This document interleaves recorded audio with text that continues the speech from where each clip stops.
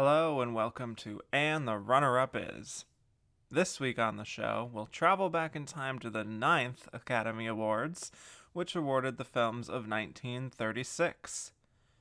William Dieterle crafted a biopic about the work of Louis Pasteur, appropriately titled The Story of Louis Pasteur.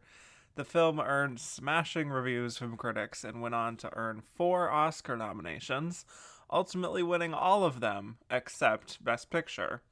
Instead, it was the massively budgeted The Great Ziegfeld that took the big prize.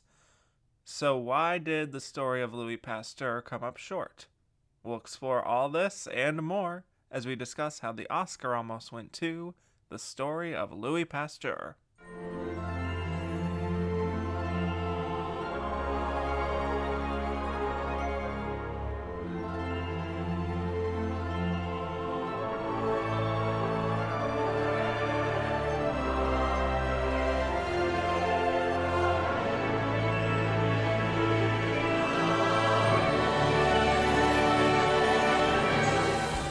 Hello and welcome back to And the Runner-Up Is. I am your host, Kevin Jacobson, and today we're talking 1936 at the Oscars, which was an interesting year because it was the first year that the supporting categories were brought into existence here. And that has obviously maintained for many years, and we are at the 9th Academy Awards, so we're in single digits.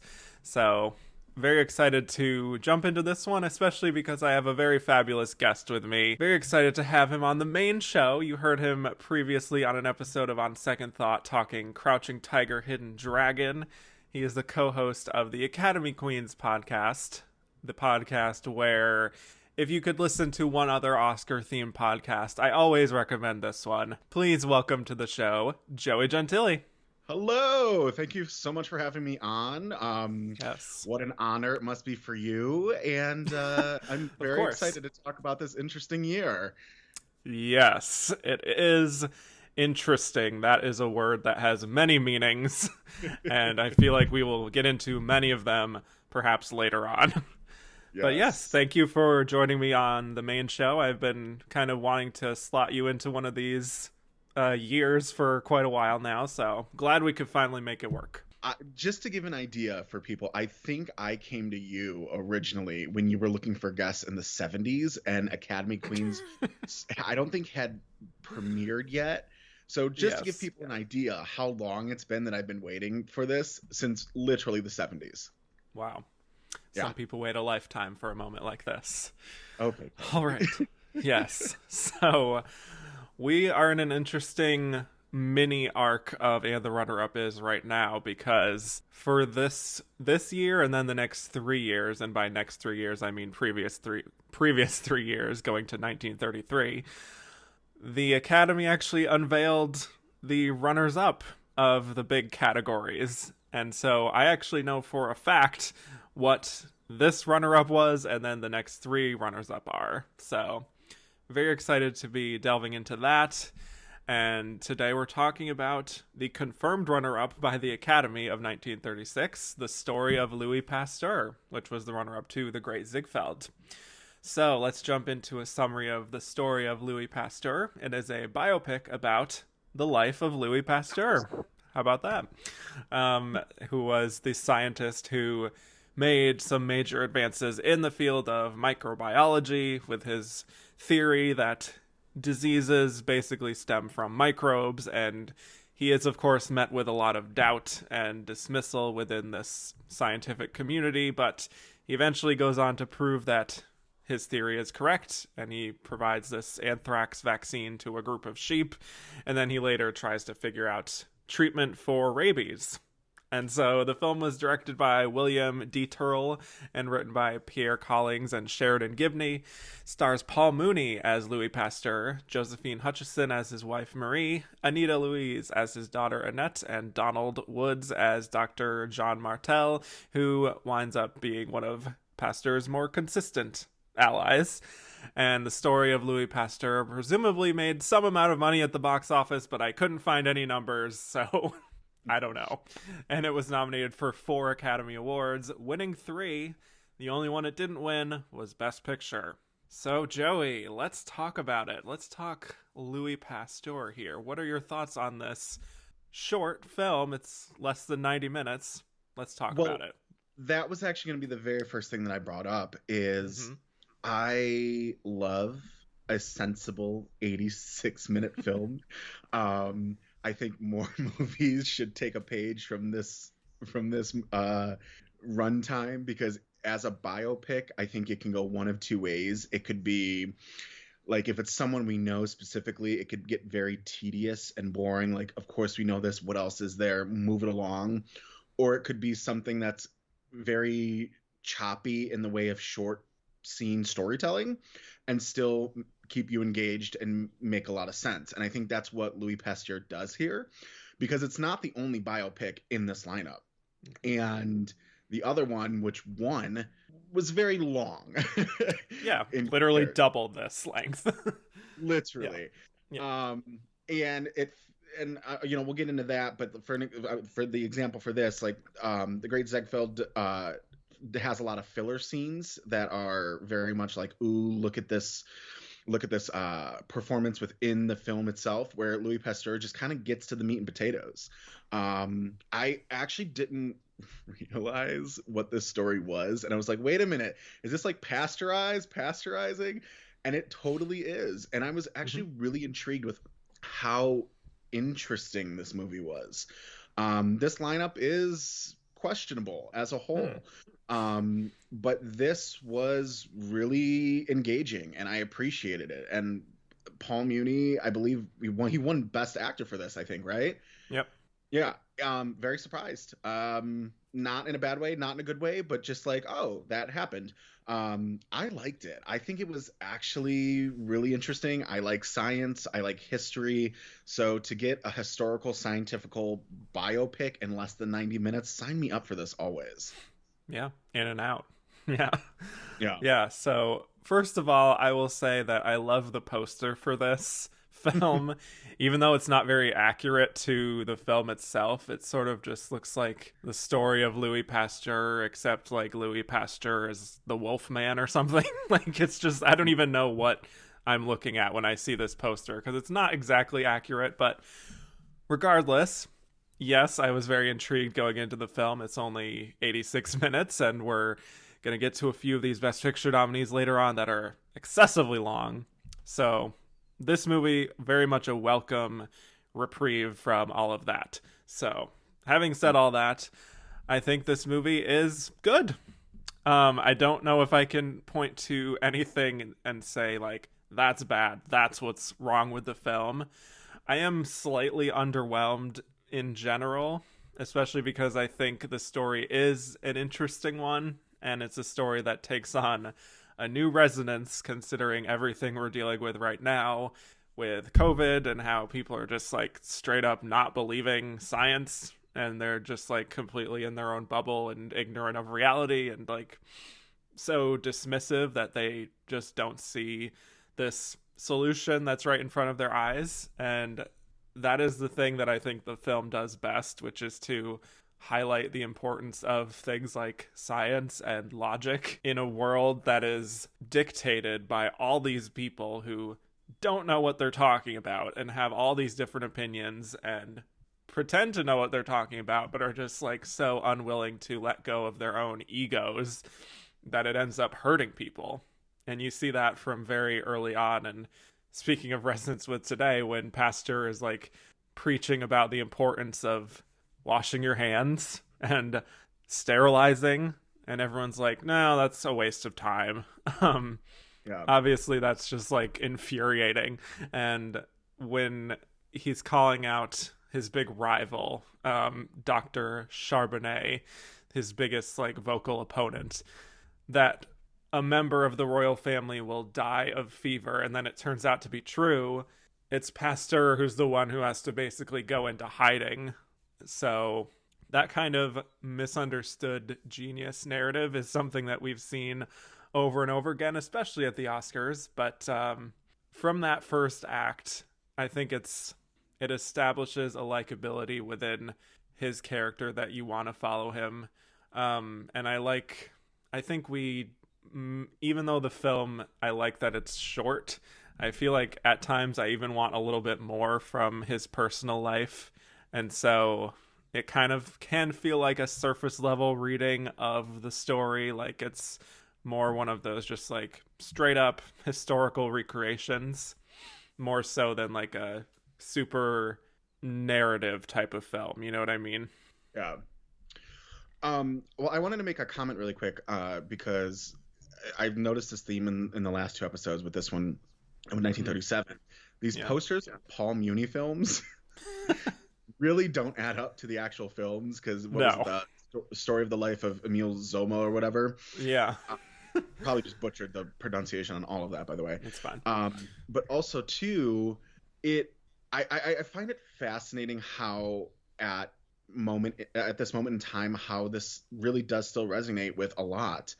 See, I'm the type of person that if, like, for an example, with what's going on today, if you don't want to wear a mask, why don't I introduce you to a friend of mine who has COVID? If you don't think the masks work, prove it. You know what I mean? Mm-hmm. So watching this movie, I was like, oh, okay, the Fritz Lieber who plays Dr. Charbonnet, I would have been that person who would be like, oh, okay, you don't think this works? Well, why don't you use your dirty tools on yourself and see what happens? And so watching that with the way my mind thinks, Fritz Lieber like did that evil character so perfectly that it made me hate the character, but that's the brilliance of his acting. It's kind of like Marcia Gay Harden in The Mist. You hate that character so much, but she does her job so well that you're like, I can't fault her for this. So I would like to just shout out Mr. Lieber there. That was fantastic. Yes, definitely. And something that I really respect about the film is that it's one of the earliest examples, from what I understand, of a biopic that doesn't feel the need to just encompass someone's entire life story, just like cradle to grave. Because like by the time we meet him, he's already a name within the scientific community. We don't really learn anything about his childhood. We don't see him like dying at the end of his life. It's just it's like this one specific point in time of just like his greatest work of his prime, and having that be what the story is, I think, is a better technique than that traditional cradle to grave style, because it just, like you said, boils it down to the essentials, which I love. Yeah, that was refreshing. Just like, because now, as you know, obviously watched it in preparation for this, but now that I'm getting to talk about it with you, like I have like a Rolodex of biopics just going through my mind, and I can't compare this to another one that really just got, again, to the meat and potatoes and focused on a certain aspect. Can you? Because I can't think of a singular one right now. Well, and the modern thing that people tend to say is Lincoln, and that can be kind of like a divisive film for some of us, but I think that is an example of like, let's take this one point in time of Lincoln's life and just explore who this man is through what he did during that time period. But that, at the same time, that is such a limited time frame that maybe doesn't even compare to this. So I don't know. Maybe you're right. It's very unique in that way. Yeah. And Paul Mooney, it was a rough episode for him in 1937, where I really didn't care for either of his big performances in The Life of Emile Zola, or especially The Good Earth. This is my favorite of those, and I would even go so far as to say that I like his performance here. So I do not hate Paul Mooney, as you might take away from that episode.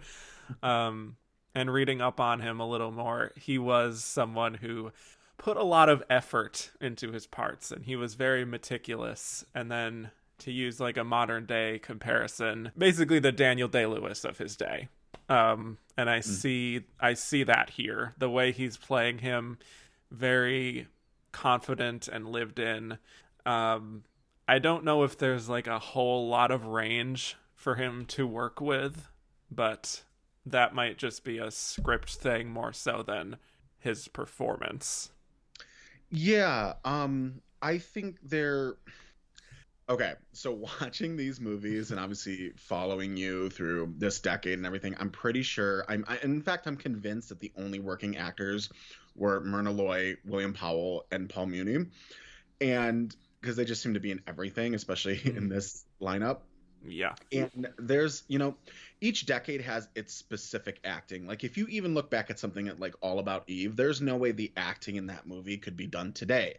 You'd have to modernize it. There's a different way of talking. There's a different way of portraying things. There's so many different things. And I find that fascinating with the golden age of Hollywood compared to modern days. Now, where I'm going with that is that, and I'm going to use that again for an example that we just talked about with Lincoln.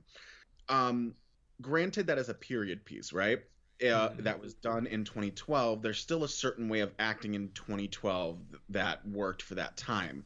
I don't know if this would be able to be updated because the acting at this point with Paul Muni, what he's doing, seems so robotic that it worked for 1936. Does that make sense? Yeah, I think so. Okay. If it doesn't, sorry about it. But what I'm trying to say is I think this is such a specific type of acting in the 30s that it just made sense for the biopic period piece of that time. I like it. I don't hate it. And I was surprised at how much I'd like this film all around, that even if it didn't work in the acting style, I don't think I would have faulted it. Yeah, I do think he definitely suits this time period very well, and that's something we might talk about later on with someone like Spencer Tracy, who has a similar kind of stoic style to him that works then, might work now a little bit, but I think it's definitely more outdated in general, as I was suggesting in that 1937 episode. But here, I think it's just a stronger character, and I guess a character I find less problematic than something in The Good Earth, for example. Yeah. But I think I read somewhere that he's very much like a lead who's trapped in a character actor's body type of thing, and that registers with me here. Yeah, that's really good. I actually, now that you said that, the first person that came to my mind modern day with that is John Hawkes. I can reminds me a lot of Hawks's work now that I'm really thinking about it. Yeah, I like that. Thank you. Especially in The Sessions, for example, is a good example of that. Yeah. Yep. Well, I think perhaps you liked the film more than I did because I do have a few quibbles. One thing that frustrated me about the film is that I don't know if the highs and lows are really felt strongly enough, and as a result of that, there is something a little bit flat about some of it in the middle, and I think there's a few reasons for that. One is that we see Pasteur dealing with some setbacks where the community just rejects him flat out, doesn't want to believe him, and that's at the point where I'm interested in seeing how he kind of grapples with that more, but then we don't really get much of that because the film is so like, this is when this happened, and it's feels a little bit rushed to me that about 5 minutes later suddenly he's proved everyone wrong, he was right the whole time. I just don't know if the film really delves into much of his personal feelings on like being seen as a joke within his community, or just the true impact that it has on him and his family. I think maybe I'm just missing a little more of that personal aspect. Believe it or not, Kevin, I'm going to agree with you. Despite I love when that happens. Tell the papers that actually just happened. Yeah. It's a slow news day, people. There are many films in this lineup that I feel are missing pieces. And this one in particular, it just feels too convenient that he gets into this trouble, but then the very next scene, everything's A-okay. And while I appreciate the 86-minute runtime, I think that's where it gets itself into trouble, because it just seems like you're watching this movie, one moment you get it, and the next second everything is just okay, and you're like, wait a minute, what did I blink? Did I fall asleep? Well, like what just happened? So I definitely see that aspect. It actually, again, we'll get into it a little bit more. It actually made me curious on how this became second place with that happening in rotation, it feels like. Very curious, to be honest with you, how this campaign was to actually get it to second place. But yeah, I would agree with you. There were moments where I was just like, wait, huh? What?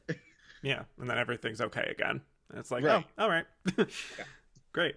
Yeah. It's not enough to get invested into what's going on at points almost. Yeah. Like, obviously he did great things. He was a brilliant man in his work. I don't know if we really do get the full story of Louis Pasteur so much as just like the work of Louis Pasteur, you know? And even on that level, it's kind of simplified, which I understand for wanting to appeal to a mass audience. You don't want to get bogged down in all the technical mumbo jumbo and the whole scientific method process. But I don't know. I guess I feel like things develop so quickly that it's quite unrealistic for what actually would have happened. Obviously, from what I've read, it's a very fictionalized account for the most part. Like, it's just really taking like the Wikipedia plot points. Not that there was Wikipedia in 1936, but you know, like, just like, here are the bullet points of what he did, and we're just gonna fill in everything, all the conversations, and maybe invent some things. But, you know, there's also, to counter my own argument, I do think there are a few moments where we do get a little glimpse into, like, the man beyond the work. Like when Joseph Lister, who's this famous surgeon, has taken an interest in his work. You know, he's clearly very happy to finally be, like, earning some praise from someone that he respects. And that whole scene where his wife is teasing him with the letter that Lister sent him, kind of cute. You know, I like those little moments. Yeah. Again, believe it or not, people, I agree with Kevin. This is shocking. This is not going at all how you thought it was going to go. Damn it. Right. Next episode. Right. No, I would agree with you. I just think it's okay. Not to beat a dead horse here. This movie is 86 minutes long. Yes. There's only so much that happens in this 86 minutes. 80 minutes we've already talked about. Yeah, I know, right? So it's not that there are discussions we can have here about this, but there's not, I don't feel like there's many. I don't know if this is a great example. I think it's like gin. You either love it or you hate it, right? So this film, either you love it and you see what is wrong with it because there are moments, or you hate it and you just, you know, everything's wrong. So I like this movie, and I agree with you where it's strong, and I agree with you where it's not strong. I don't know if I could really give an argument on why you're wrong or you're right. I just think it fits what you're saying. Yeah. So I don't want to be like, oh yeah, okay, moving on. But I just, you know, you're right. Right. Well, thank you. I appreciate that coming from you. So, well, I want to talk about the big climax of the film. So we see his devotion to his family here. And I knew that going in, like I said, this is going to be one of those biopics that is quite fictionalized, but this felt to me like the most obvious invention for the film, where his daughter goes into labor and he's searching for like a doctor to help her deliver the baby. Then it just so happens that the only doctor within his vicinity is Dr. Charbonnet, his old rival. And then they just like agree to these terms where if Dr. Charbonnet helps the daughter deliver the baby and then uses the whole sterilization treatment with all the tools, that Pasteur will then denounce all the work he's done on finding a treatment for rabies, which, by the way, is just the pettiest bullshit that for a doctor who is, I mean, like, that feels like very anti-science. But anyway, of course, the two of them are able to just like patch things up and everything's all hunky-dory. And so this third act feels like an invention here that, ironically, I think is the inverse of how I felt about the first 2/3, where I was like, okay, interesting concept. Maybe it's kind of a flat execution, but still kind of engaging. Where here I was like invested and I thought that there was a good forward momentum. But then, like, on a story level, it was just very contrived and kind of artificial Hollywood way to create conflict. I don't know how you felt about this whole third act climax. Well, I think it goes back to what we just said about there feels like there's chunks of this movie missing. Mm-hmm. It's way too convenient that this is the only doctor around. It's way too convenient that everything just happens to fall in place correctly. It almost feels like they were like, oh, wait for this big ending. It's gonna the twist is gonna be great, and then it just couldn't deliver. Like the Saw films, they were great with their twists in like the first two, and then after a while, it was just like, wait, that was the twist. Like it was very underwhelming. Just use an example for like movie twists. Yeah. This puzzle had no rigid pieces. I don't know the word. Rigomoris. Yeah. But yeah, it just happened to be. It just happened way too easily, and I think I was just a little disappointed in that because it just did. Like I got to the end of this movie and I was like, "That's it? Huh? What?" Mm-hmm. Yeah. This is the downside of having an 86-minute movie, people. Yeah, it feels a little bit different from the rest of the film.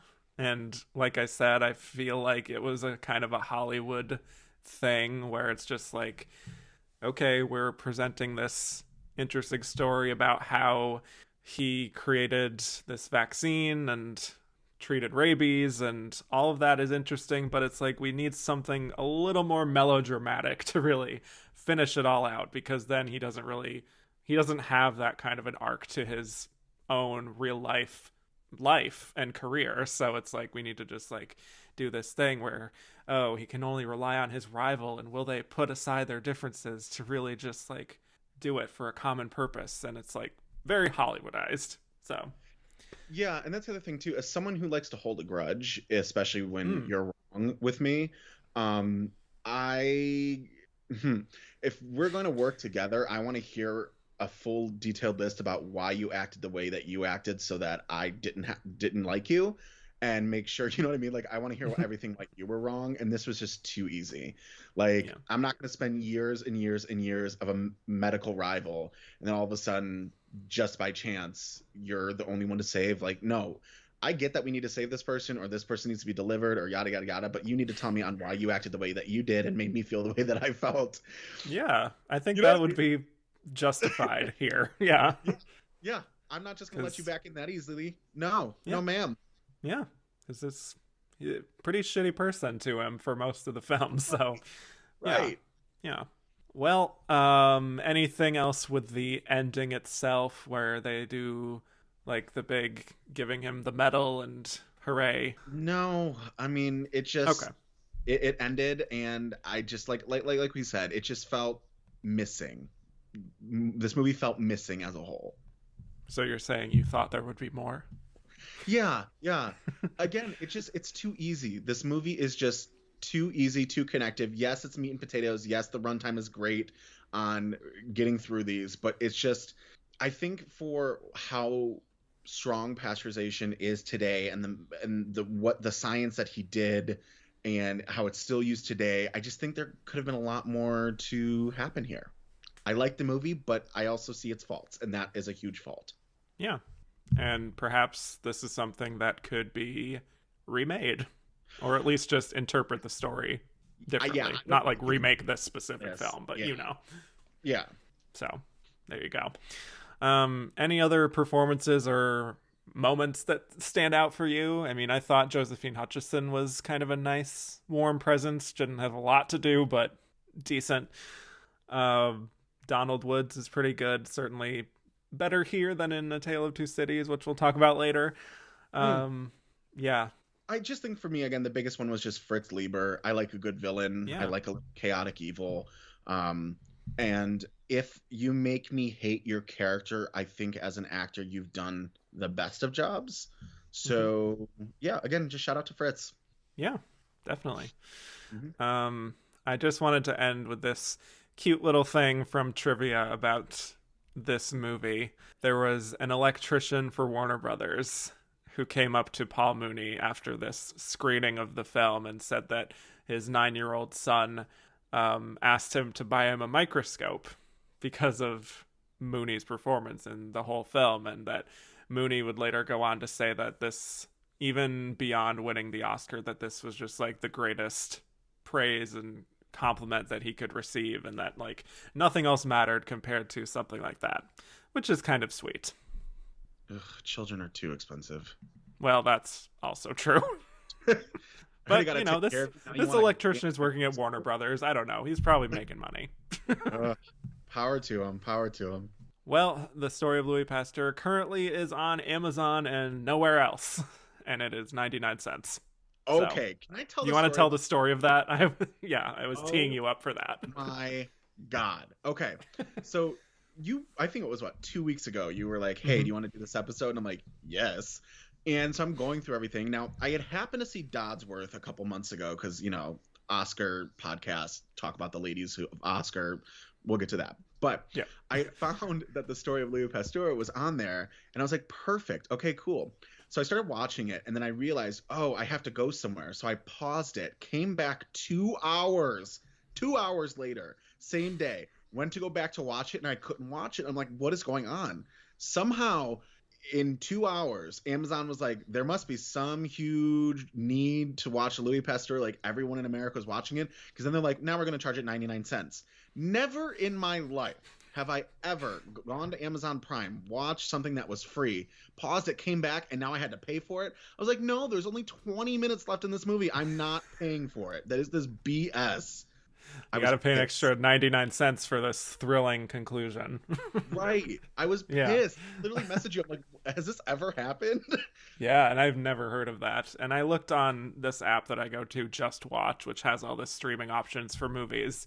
It literally says you could stream for free The Story of Louis Pasteur. So I just click on that, and it goes to the 99 cent page, and I'm like, it really must have literally changed over in the course of those 2 hours. I don't know what to... I have no explanations. I know this may sound dumb, but I honestly wonder, too, if Amazon would ever, or if they could, like, you're in the middle of watching it, and it stops it so you could pay it. Like, if that's the case, that is the worst, like, capitalistic thing in the world. And you know what, Jeff Bezos? Pay your taxes, and then I'll pay your 99 cents for the last 20 minutes of this movie. There you go. God. That's a brilliant note to end on for The Story of Louis Pasteur. So,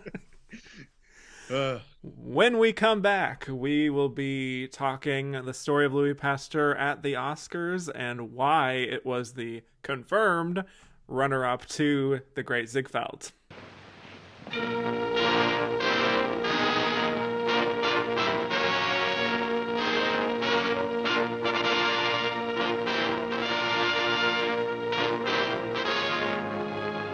He won't live. He won't. I know he won't. Last year it was a neighbor's child of ours, and now it's going to be... Keep quiet. What has that to do with you? Save him. Save him.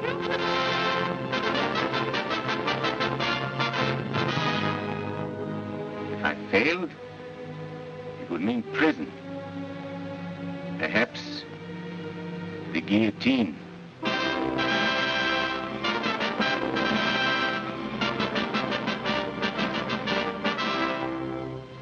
I'm going to have a baby.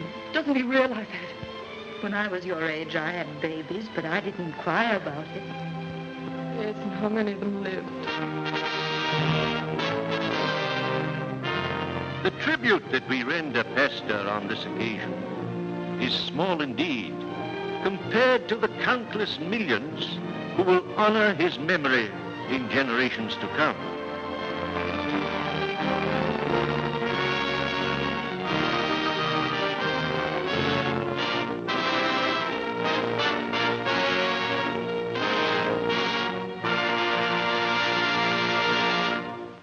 And we're back. So now we will be discussing The Story of Louis Pasteur at the Oscars of 1936. It was nominated for 4 Academy Awards, including Best Picture, Best Actor for Paul Mooney, Best Original Story, and Best Adaptation. and it won Best Actor, Best Original Story, and Best Adaptation. So let's talk about why we think The Great Ziegfeld was our big Best Picture winner here. What do you think? So here's the thing. I really took my time with after each watch.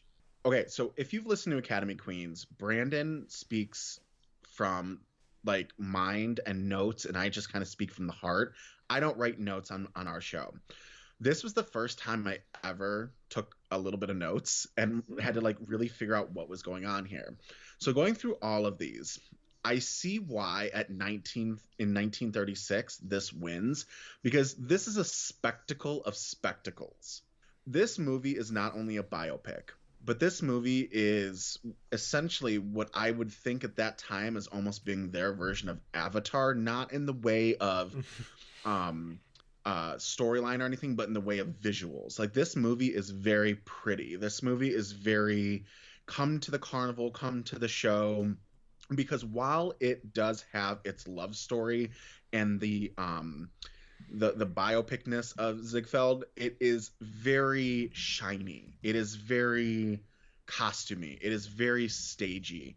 And so looking at all of these, I get why it wins here. Yes. When you look at all these films, even on paper, you don't even have to watch them. I mean, The Great Ziegfeld has all the bones of a Best Picture winner. It's about show business. It's long and epic, full of these showy set pieces. There's romance. It's about this great man. You know, it's all there. So, yes, when you look at the rest of the lineup, there's not really anything that can even compare to what this film is delivering. And so the whole thing with the apple in the barrel of oranges, I think, definitely applies here, where it's like, I think Academy members for a long time have felt that Best Picture, which at this time was called Outstanding Production. So even more so, I think you look at that kind of a category name and be like, well, this is clearly the most outstanding production. It cost $2 million for the studio to make, which is just an enormous sum in that time period. And so, yeah, this film has everything, as they say. So personally, I think it's solid, but not quite spectacular. I don't know how anyone could argue that this goes on for way too long, and there are so many scenes that could be condensed, especially the performance scenes that go on for like 7 or 8 minutes each, and they just go on and on and on, and at a certain point you're just not even really watching the story. You're just like watching a recreation of a performance, and some of them are better than others. You know, the big wedding cake performance that takes place right before the intermission is incredible. Yeah.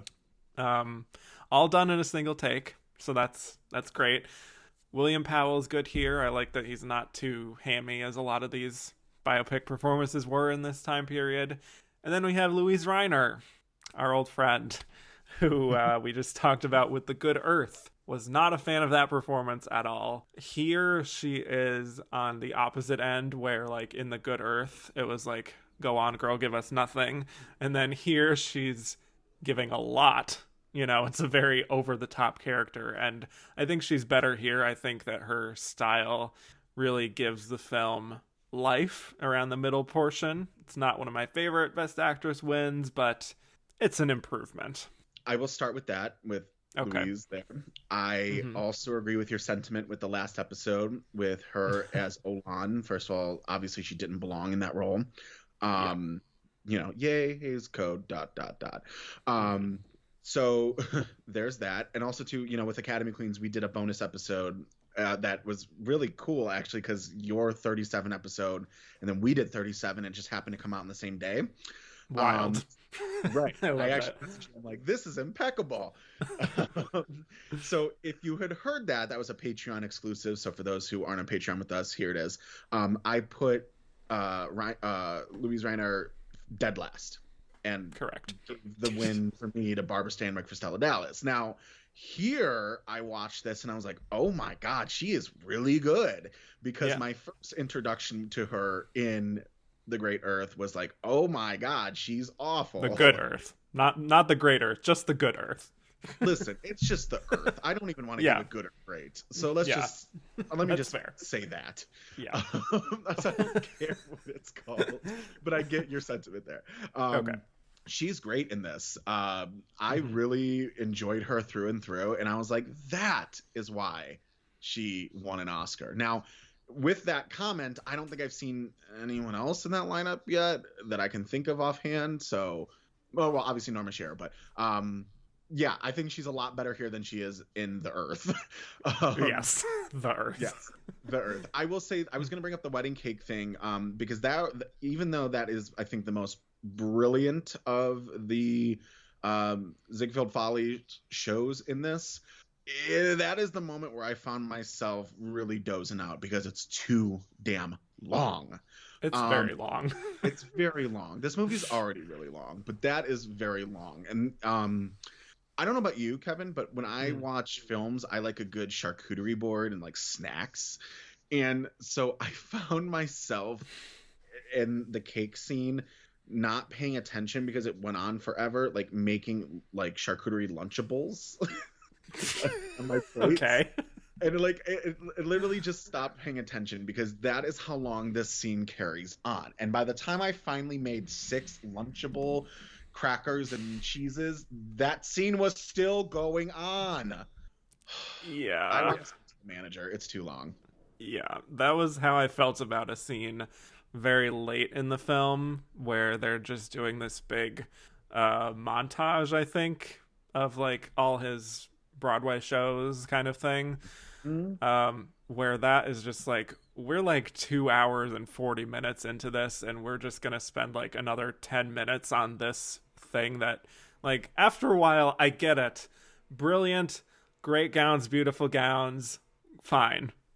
But it's just so redundant after a certain point where I'm just like, okay, yes, you made some good shows. Brava. I also too, I don't know how you felt about this. Was it just me, or did Myrna Loy's character seem to be just not needed at all? I like seeing her in general, so I wouldn't go that far, but I sort of see what you mean. There is part of the so late. Yes, I think she shows up in like at least like the 2-hour mark. So I was definitely waiting for her to see what she was actually going to be doing here, and perhaps a bit superfluous in the end, but part of that is, I think, what gives Louise Reiner one of her best scenes, which is the big telephone call scene where she's like congratulating him on his new wife. So there's that, but yeah, I don't know. Louise is also very funny in this. What really stuck out to me is that first scene where she's like, "Get out, come back, get out, come back." Yes. I don't think, because, you know, again, doing homework on this, a lot of people credit that telephone scene at the end with her final scene as like the scene that secured the Oscar, but nobody mentions how funny she is here.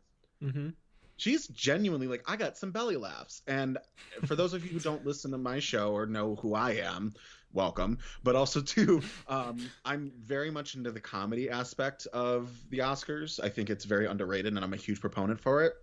And I think that we need to realize that, yes, while this is very dramatic for her, this is also what I kind of would consider a comedic role. That's just me, though. No, she has a lot of range here. Yeah, showing all the unlike The Good Earth. Right. Yeah. This movie starts off very homoerotic as well. I would like to point that out. Yes. There's some tension and there's some feeling of muscles, and I'm just like, all right. That lady, so here's the thing, I don't mind my men with muscles, but I'm more of a dad bod type of guy. And when that lady screamed and passed out when she grabbed the muscles, I'm like, you know what? Same. I get it. Mood. I enjoyed that. Yeah, it has a lot of fun moments, but I think it's more of a thing that I enjoy the sum more than the whole, I suppose. Yeah. So there you go. Yeah.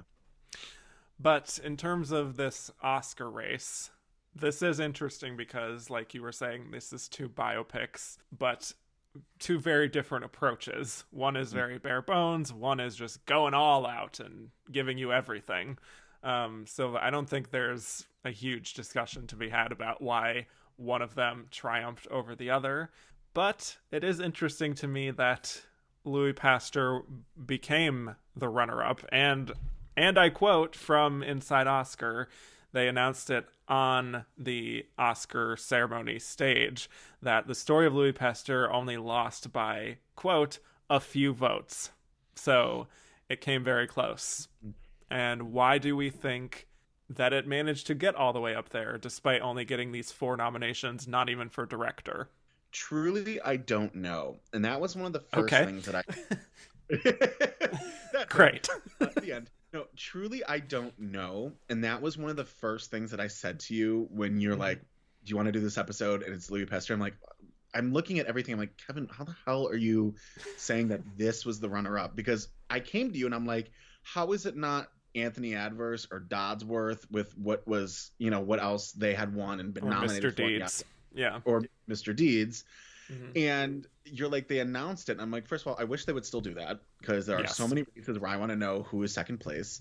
I want to know who's last in many of these races too. Damn WikiLeaks! If you guys are going to hack into things, please hack into the Oscar database. Please. I don't know, because the thing is that while I get why the Great Ziegfeld won, I don't see with what else is in this lineup how Louis Pasteur became second. Number one, every other film here truly is more theatrical. It's more, there's more going on in every other film, even the ones that I don't like, which are most of these. There is just always something else going on, where, again, Pasteur is very meat and potato. It's very cut and dry. It gets to the point and it moves on. It feels very fake at times. And there are, like we said, those moments where things just happen way too conveniently. And then even something that I didn't like A Tale of Two Cities. I mean, look at the production design on that. Look at how much went into making that movie. It doesn't make sense how this is runner up. That is my biggest question. How did this happen? And why did this happen to? I don't get it. Can you answer it? Because I can't. I can't speak to any confidence on it, but from what I have read, I have read the whole thing where, like, obviously the early days of the Oscars, there was a little bit more, I suppose you could say, corruption happening and sort of just like glad handing, which obviously still happens, but was very much like out in the open in those days, and the studios really controlled so much of the narrative with that. And that from what I saw, MGM and Warner Brothers, which were the two studios for Louis Pasteur and Great Ziegfeld, basically wanted to guarantee wins for each other. And so what I was reading, again, this is all kind of speculative, but it was in certain newspaper articles of the time, is that they wanted to guarantee the Paul Mooney win in Best Actor, and then in return get the Great Ziegfeld Best Picture. And so I think just in terms of goodwill, it seems like it was just like those two and then everything else. And also Louis Pasteur was written about quite a bit as like, this is a capital I important prestige film of this time period. And that's like, it's not that recent of like all this stuff happening in Louis Pasteur, but there was still a celebration of his work at the time. And there was just a sense of like, this is a really strange comparison, I'm sure, but it's just what I'm going through right now in my own head. But like La La Land, Moonlight type of situation, where it's like, this is the film that is the big spectacle. This is the film that's just like, it has the importance factor and the prestige, and it's a lot smaller, but there's more substance to this. And it's like, look at everything that this film is saying about human society, more so than in The Great Ziegfeld. So there was kind of like that type of dynamic happening. That is all from what I've read. So I can't speak to anything else. I'm just staring in Diane Ladd. Well, that's all I got. Oh, can I jump back to Ziegfeld really quick? I forgot to mention something. Yeah. Fanny Brice. Yes. Is fantastic in that. And she is, as herself. as herself, and that would have been a great supporting actress nomination. But if you're a fan of Funny Girl, and obviously you've seen the fantastic, iconic Babs as Fanny Bryce, this is the first time I've seen Fanny Bryce on film or in general, and I cannot believe how on point Babs' portrayal of Fanny Bryce in the performance scenes were very much of Fanny Bryce. Oh, yeah. I was like, so is good. this Barbara? Is this Fanny? Who is this? Great moment for Fanny Bryce there. Kudos. Yeah. And she gets to sing My Man in the film, which is also from Funny Girl. Yep. Even though it like weirdly fades out. And I'm just like, I wanted the full performance, but okay. Like, of all the performances to cut away from, of course we do the one for Fanny Bryce and not all the friggin' 10-minute set pieces. But right. Anyway. And they look a lot alike, too. Point that out. Yes. So, yeah, it is a very good performance.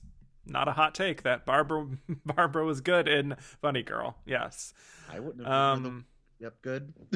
Yep. All right, let's get to some questions from the audience. Okay. Ronaldo Sosa says, I see that there are no questions for Louis Pasteur, so I'll ask one. Why does the poster make Louis Pasteur look like a villain? Because evil, sexy villains sell tickets. Yes, truly. He truly just looks like a demon who's ready to wreak havoc on the good earth, as it were. Yeah. So, yeah, sure I don't know. For like a Grindr photo, and it would work. Tell me I'm wrong. Yeah, well, you're not. So, damn straight. Yeah, I don't know. The posters of this time period were absolutely wild. Yeah, so many floating heads. Some of them creepier than intended, like the one for Three Smart Girls. Let's move on to a bunch of questions from Gabriel Guarin saying, why wasn't William Dieterle nominated for Best Director for the Story of Louis Pasteur? I don't know if I would have nominated him for director, to be honest. And I think that goes back to there feels like there's things missing about this movie. And yes, that comes from the writing, but also the director has enough power on any film set to add or take away scenes. And I think I don't think I would have nominated him because this just feels incomplete. And I do put that on him. So no, thank you. Yeah. It just, I mean, it's the barest bones of productions of the entire 10 films, probably including Three Smart Girls, which is pretty small. So, yeah, I would say it's just a matter of there wasn't enough there to nominate him. Yeah. Yep. And then his next question, which is better, the Story of Louis Pasteur or the Life of Emile Zola? I haven't seen Zola, so I can't answer that. So I'm going to say Louis Pasteur by default.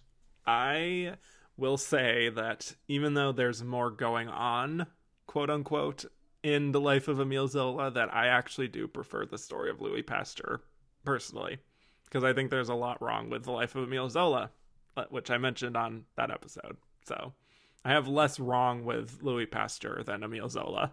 So by default, that is the one I prefer. Next one. How did Louise Reiner win lead for a borderline supporting performance? So I'm excited to have you on here, Joey, for this one, because there's a lot of supporting lead talk, which you get into in Academy Queens. Do you think she's lead or supporting here? She is supporting. She doesn't have the screen time. She's only in the movie for 35 minutes. Thank you to Matthew Stewart at Screen Time Central for that.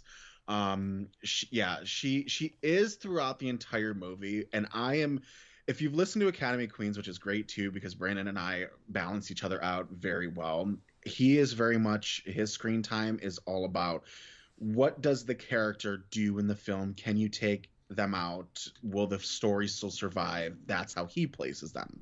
My big thing is screen time. She's 35 minutes in this movie. This movie is over 2.5 hours long. And you essentially, I'm going to bring Brandon in here a little bit. You could take her out of this movie and the movie will survive. She is not the lead. It is not her story. It is not about her. Therefore, she's in the wrong category. Why she won this? Very political.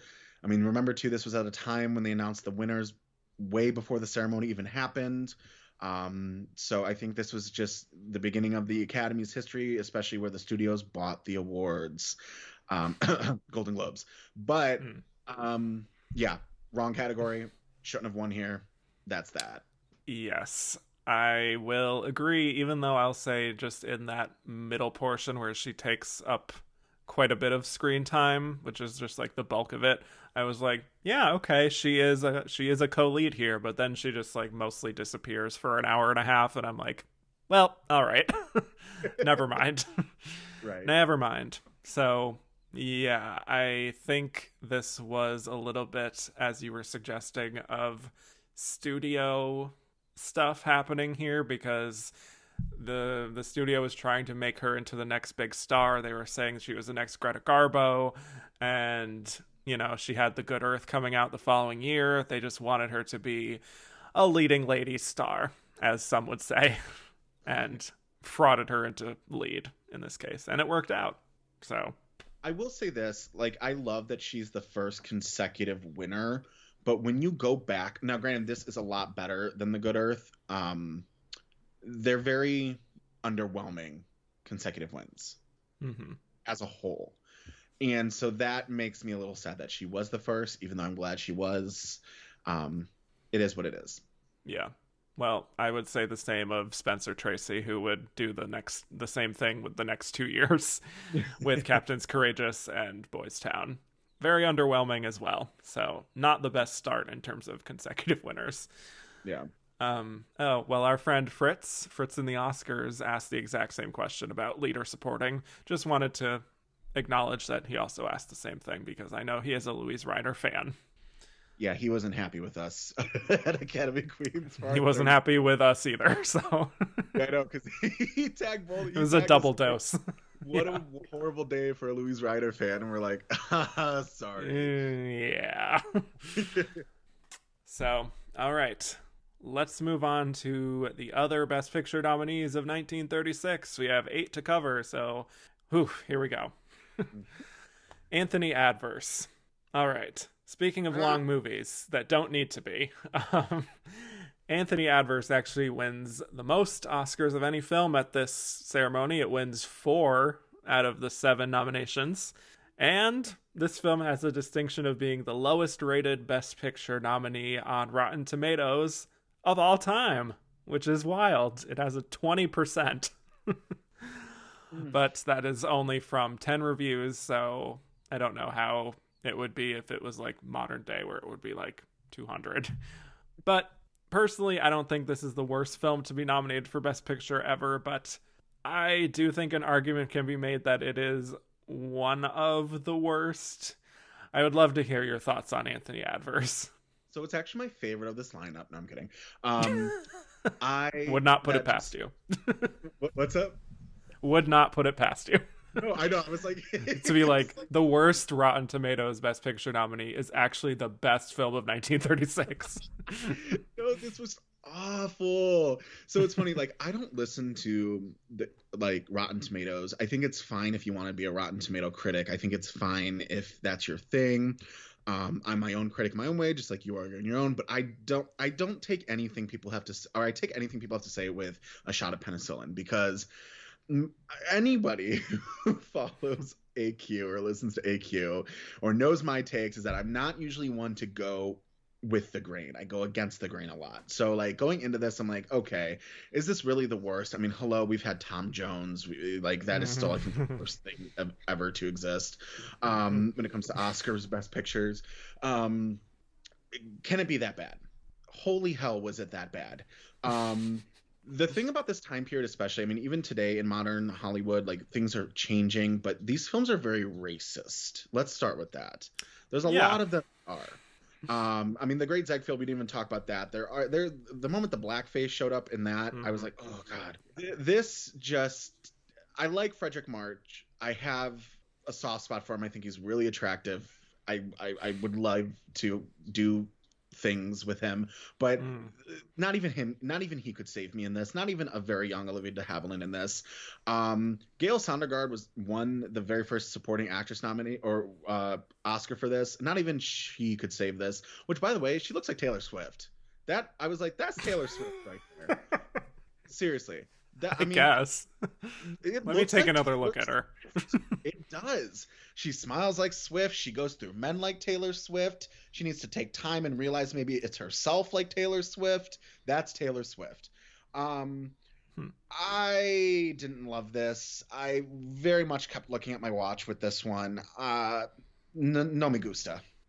You know, I'm looking at her eyes, and I think you're onto something there. Like, I'm looking at Kevin? Yeah. Like, at first I'm like, that's insane, but I'm just looking at this like lovely little profile picture of her, and it's like, yeah, that's kind of, she looks like a long lost relative of Taylor Swift, which is wild because in this performance I feel like she's basically just like the human embodiment of a snake. Just like, she's just like hissing at people basically. So for those who don't know, this is a story about an adopted boy named Anthony, and they give him the last name Adverse because he's been through a lot of adversity, which is dumb, but sure, we'll go with it. Yes, and he grows up and is played by Frederick March, falls in love with Olivia de Havilland. Then they get separated from each other, and then he tries to make his way back to her, and then, but also like he's going through all these different tasks of like, now he's going to Africa and becoming a slave trader. That is certainly a choice for your story. And to just basically wave it away after that, like, okay, sure, great.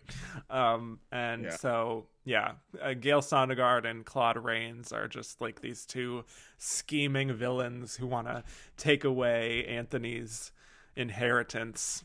Yeah, this is not good. This is like trying to adapt a novel, which this is based on a big like 1,000-page novel, where you just like include everything from the novel without really justifying why it should be there. And so it just becomes this episodic slog, and I don't care about the main character. I don't even care about this romance because it's not even really that developed. And Claude Rains and Gail Sondergaard are just like basically cartoon characters.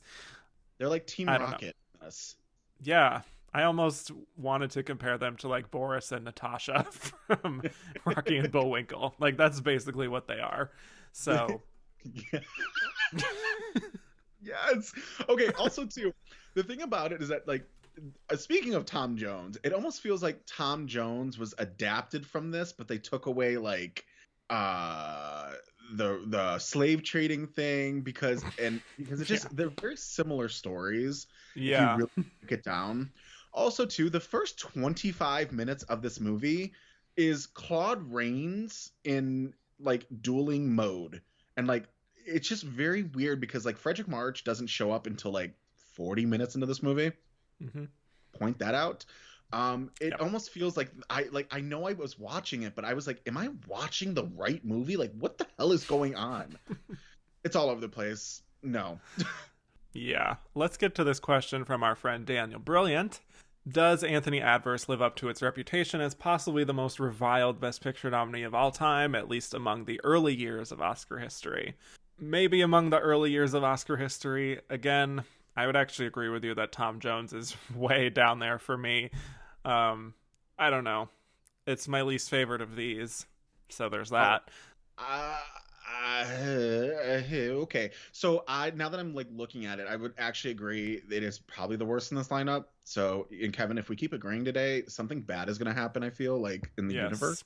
This is suspicious to me. Yeah. Right. Very suspicious. I would agree. This is the worst in this lineup. I think this is in my top 20 now of worst Best Picture nominees, but I wouldn't say it's the worst of the nominees I've ever seen. Yeah. Perhaps once this is all done, I'll do a wrap-up show and I'll reveal that true worst of all time. Please bring me back for that, because I would like to be shady. Yes. You're one of the queens of shade. So this is from Steve K. Anthony Adverse got very negative reviews, mixed at best, but somehow managed to get 7 nominations. Why? I mean, again, with my feelings towards it, putting those aside, I kind of see why. It's this big epic. It's this quote unquote really popular book. I mean, I think they said that the rights were bought for $40,000, which was an unheard of sum at that time. Right. So you have a lot of publicity for this film. You have, I don't know if Olivia de Havilland was a huge star at this time. I'm not too sure, but you had Frederick March, you had Claude Rains, you know, you had this quote unquote big epic that was coming out, and it kind of reminds me of when Baz Luhrmann did Australia. Like, it was advertised as this huge epic and then didn't do quite well. I just think that unlike that one, this just happened to have enough steam from the studio to go to Oscar stage. Yeah, I do think this was a studio thing. Warner Brothers, once again, was a big player in this time period, and it was big, epic, based on a book people liked. Going to all these different countries, there's like an exotic element to it, which the Academy tends to like. So, yeah, I think that's about it. Yeah, even at the time, it did not have good reviews. So this is one of the clearer examples of, in the early days, a critic divide and industry. So just nice to know that has always been a thing. Right. So here's another one from Fritz at the Oscars, not at the Oscars. What do you think of Oscar's first choice for supporting actress? So Gail Sondergaard. She wouldn't be my winner. I mean, she wouldn't be my winner. I think it's an interesting choice. I mean, this was her film debut, and as we know now, Oscar does like to reward some debuts, but it doesn't happen often. And she got a second nomination, and then she ended up being blacklisted for 20 years, which really sucks.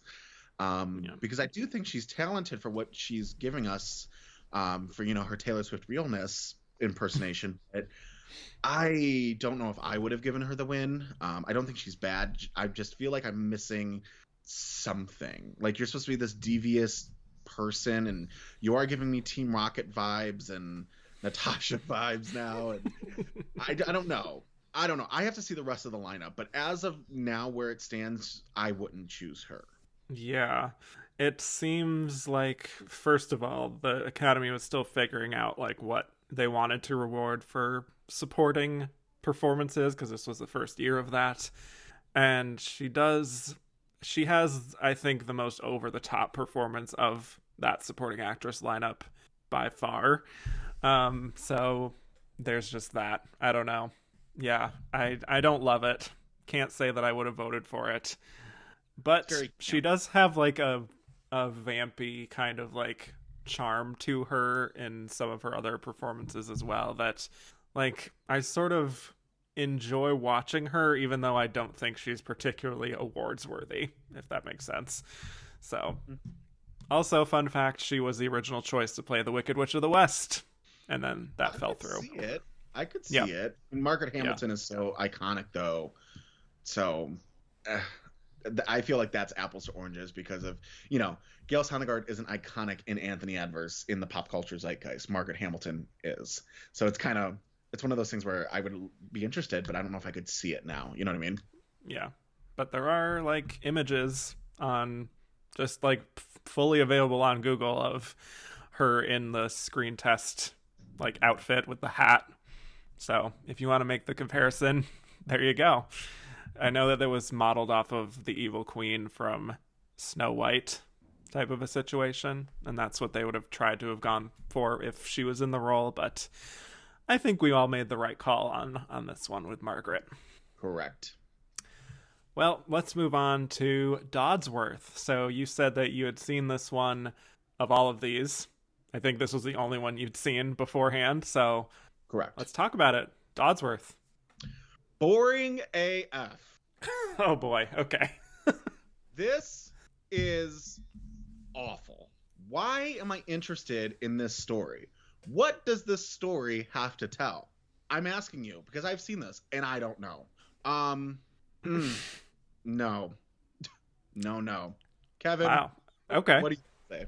Well, what I was going to say is that I believe on reputation, this is the most loved film of this Best Picture lineup, from what I've seen. Speak to all of your managers if that is the case, because we need to have a talk. Well, from a modern point of view, I can see how this happened in terms of subject matter. This is a story about a marriage that's falling apart, and the two of them are like, they reach a certain age, retirement age, and they realize that they might not be as compatible as they thought they were. Looking through Letterboxd, I've seen a few people compare it to Marriage Story, which I know you do not like as well. Gross. Yeah.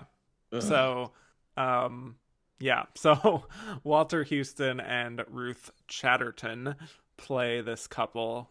And I like this film. So here we have our disagreement. It only took an hour and change to get here, but I think this is one of the better ones of this lineup, personally, or the one I have the least problems with. I tend to like movies about marriage and relationships, so maybe that's just my own bias, but I've seen in so many Best Picture nominees of this era this really big attempt at trying to manipulate the audience into liking its characters. But here, this is a William Wyler film, and he really shows that these two are not great people who make mistakes.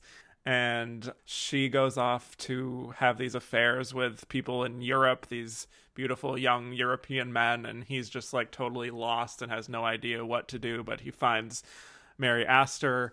So it's really this kind of examination of like, are these two really meant to be in the end? And then it's just about like, hey, maybe even though Walter Houston wants them to be together again, that like maybe after all this time he realizes that they were destined to not be together. Which I think this is a very mature film in terms of like exploring marital dynamics in the 1930s. So I give it a lot of credit for that. Yeah, that's what I have on Dodsworth.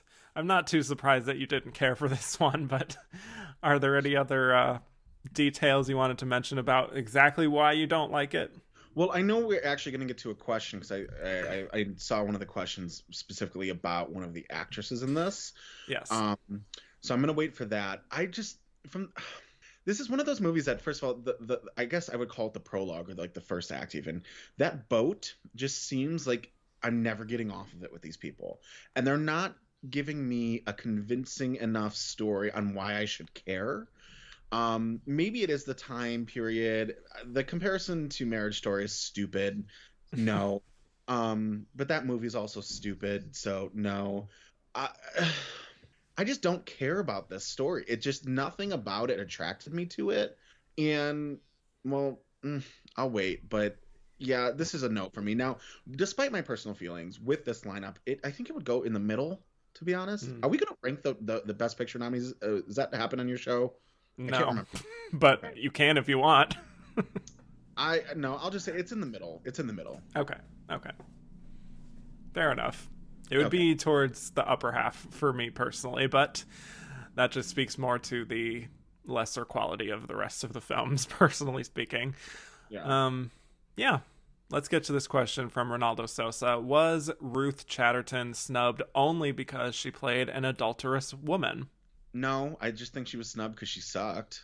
Wow. Okay. Well, what did you think of Walter Houston? Here's the thing. When I say she sucked, it's not like she did a terrible job acting. When I say she sucked, my reason behind it is because if you as an actor can't convince me in your acting why I need to care about you, I don't care about you. I'm very passionate, Kevin. Yes, you have a lot of feelings. I have all feelings. Yes, I get it. I think what I interpret that as is more just nuance in her performance, where you don't really love her and you don't really hate her. She just, to me, is a complex human being, which for me was refreshing in largely a year of lots of like over the top black and white types of performances.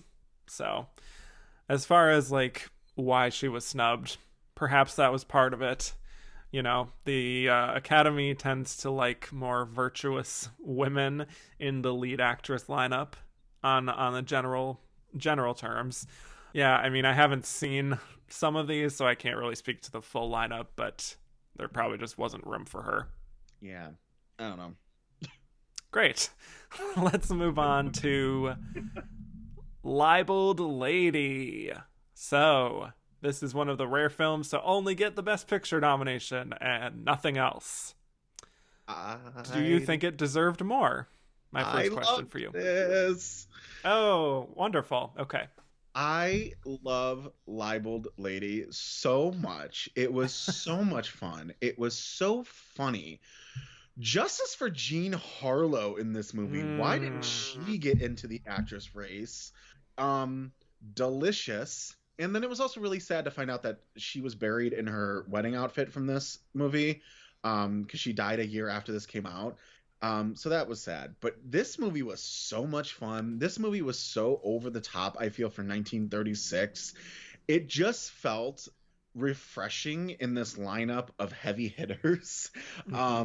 It was a perfect runtime. It told the story so well. You really get interested in all these characters because each character is so different. You have the sharp-tongued woman, Jean Harlow. You have the kind of ditzy leading man in the form of Spencer Tracy. You have William Powell as the guy just kind of caught in the middle, and then Myrna Loy just does her thing. Fabulous. It's fabulous. It is so much fun. And I don't know if I'm allowed to say this yet, but you know what? For me, a Best Picture nominee, possible winner, has to be one that I would love to visit over and over and over again. This would have had my vote. Wow. I don't know if that's a vote to obviously edit that out. No, it's not. It's fine. But this would have had my vote for Best Picture in this lineup. It's the only one that I want to revisit. Well, this pleases me because I really, really liked this as well. This is a screwball comedy. I love screwball comedy. And I agree, all the performances are fantastic. I do not understand why it only got the Best Picture nomination and nothing else, because everyone is having so much fun here and they are genuinely laugh out loud funny. It's kind of like a complicated setup, but once things kick in, I think it's fantastic. William Powell is possibly even better here than he is in My Man Godfrey. There is a fishing scene that is just like peak physical comedy. Mm-hmm. Yep. Myrna Loy, like I said, so fabulous, so confident, should have gotten a nomination. Jean Harlow, same thing, super charismatic and just like totally unafraid of just going there. You know, once we get to like the end and the big scheme turns out to sort of come true in reality, it's hard to explain without truly you watching the film, but I think it's just very well executed how the whole final act plays out. Yeah. And I went into this having no previous attachment to this and no idea what this movie was, so I was very, very pleasantly surprised. Yeah. And it's refreshing again with these heavy hitter, long ass movies in this lineup. I mean, the Three Smart Girls isn't really long at all, but this was great. I also find it interesting that both William Powell and Myrna Loy do better here than they do in the Great Ziegfeld. Yeah. Like, it's fascinating to me how much better they are in the movie that actually ends up winning Best Picture. What? Yeah, I just think they're both so suited for these roles that I can't see anyone else playing them. And yeah, I would have nominated both of them easily for this. The whole cast, really, including Spencer Tracy. Yeah. Because we're going to get to him. Yes. Oh, yes. This is from Claudio Alves. Why do you think Myrna Loy never managed to conquer a single nomination, despite her movies getting plenty of love from AMPAS? Just in 1936, she was in 2 Best Picture nominees, including the winner. So, true confession, this is my first experience with Myrna Loy as an actress this year. I can't really go off of anything else outside of Libeled Lady and The Great Ziegfeld. Neither of those I would have personally nominated her for, but I think she's good.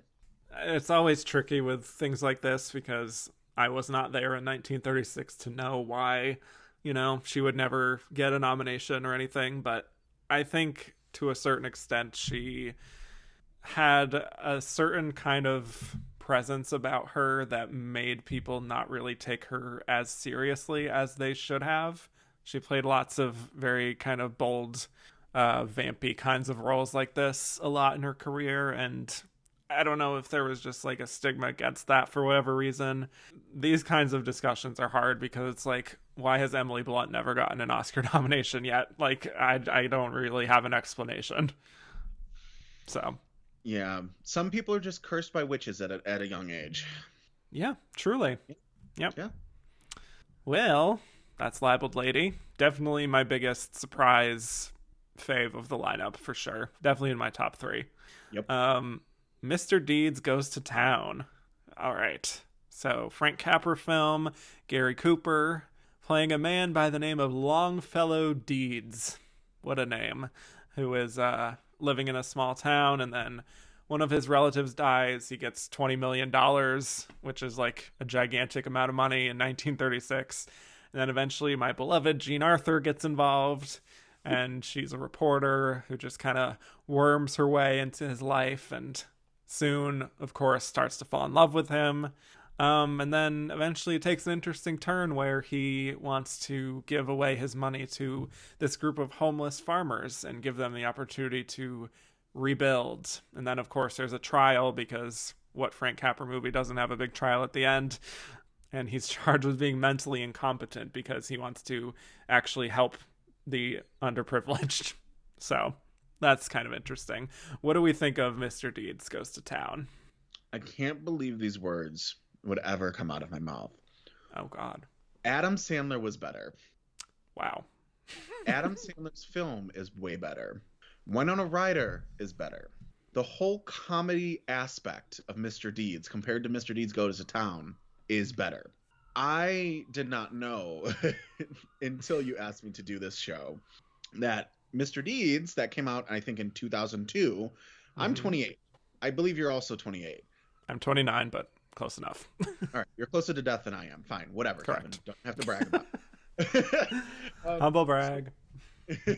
No, so you remember what Mr. Deeds was like when it came out. It was a huge hit. It was great. It was hilarious. I had no idea that it was a remake of this movie.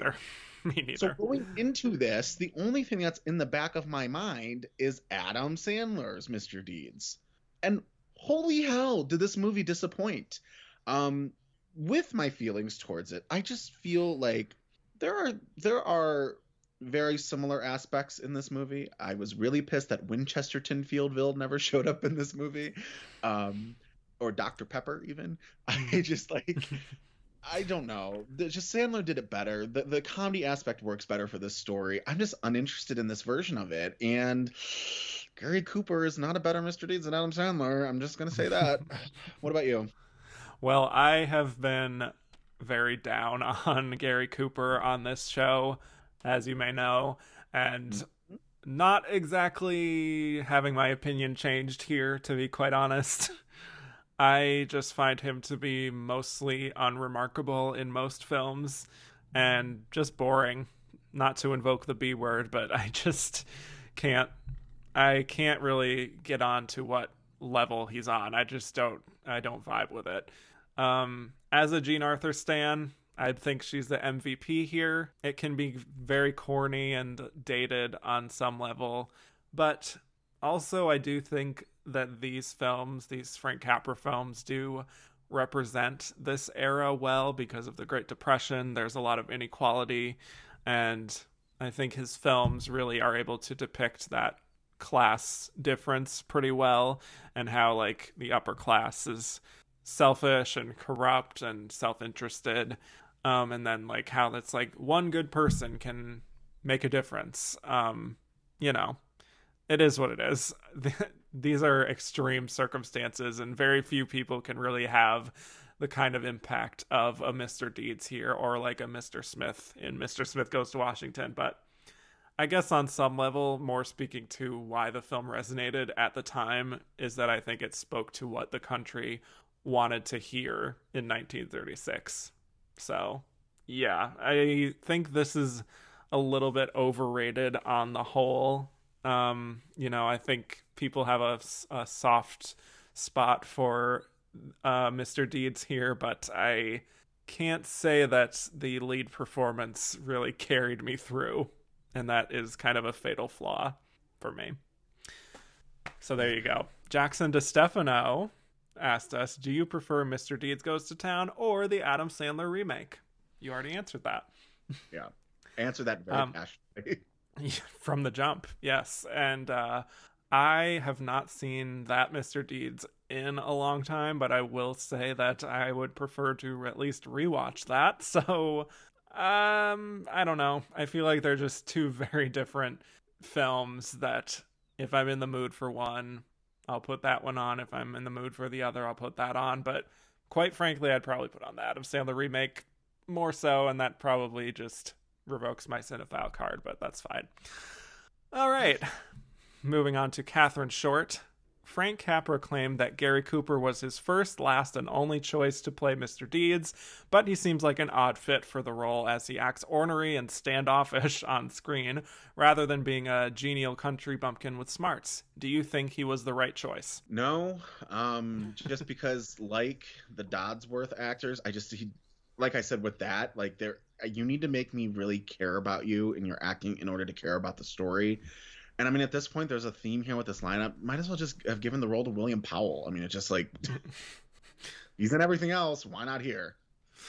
Yeah, I don't think he was right for the role personally. I just say, why not just give another one to Jimmy Stewart? Let's just... Jimmy Stewart could have done this. Yeah, keep doing this with Frank Capra, Jimmy Stewart, and Jean Arthur. Just keep it going. Yeah, I think he would have been much better. See this movie until 1972. Wait, what? Did you see that Jean Arthur didn't see this movie until 1972? I did not see that. Yeah, I was doing like I said, I did a lot of research in this lineup, and turns out she was so nervous about this film for some reason she didn't end up seeing it until like Cannes Film Festival of 72 or some film festival. So big gap in between of when this movie came out to when she saw it. I wonder what she thought. I don't know. Let's Ouija her. Yeah, would love that. She's a queen. I love her. I don't know how much more opportunities I can get to talk about her, but she is one of my favorite discoveries of the 30s and 40s. All right, let's go to Luke Val. Which do you think had a better chance at winning, Dodsworth or Mr. Deeds? Libeled Very specific. Libeled Lady with its one Best Picture nomination, which, I mean, has happened. Grand Hotel. But I guess Mr. Deeds just because it wins Best Director, but hard to say. Yeah. Honestly, I would probably say Dodsworth just because it seems more up the Academy's alley. I don't know if Mr. Deeds was considered a comedy when it came out because there are some funny moments, I guess. But occasionally, yeah. I feel like Dodsworth is more the Academy's thing. All right. This is from Richard. Is it historically true that Mr. Deeds Goes to Town features the first use of the word pixelated? Did I miss that? I don't know. It's a big part of the ending trial, so apparently. I don't know. Apparently I missed it. Yeah, so the word pixelated is used many times during the big trial at the end of the film because two of the residents of the small town that come to the trial keep using the word pixelated to describe Mr. Deeds and all the residents of this town, which is just to kind of mean like kind of loony, basically. And from what I've read, this helped to modernize that word for a little bit, but I don't know if it was the first use of the word, but it popularized it. I haven't really heard it much since, so I don't really know.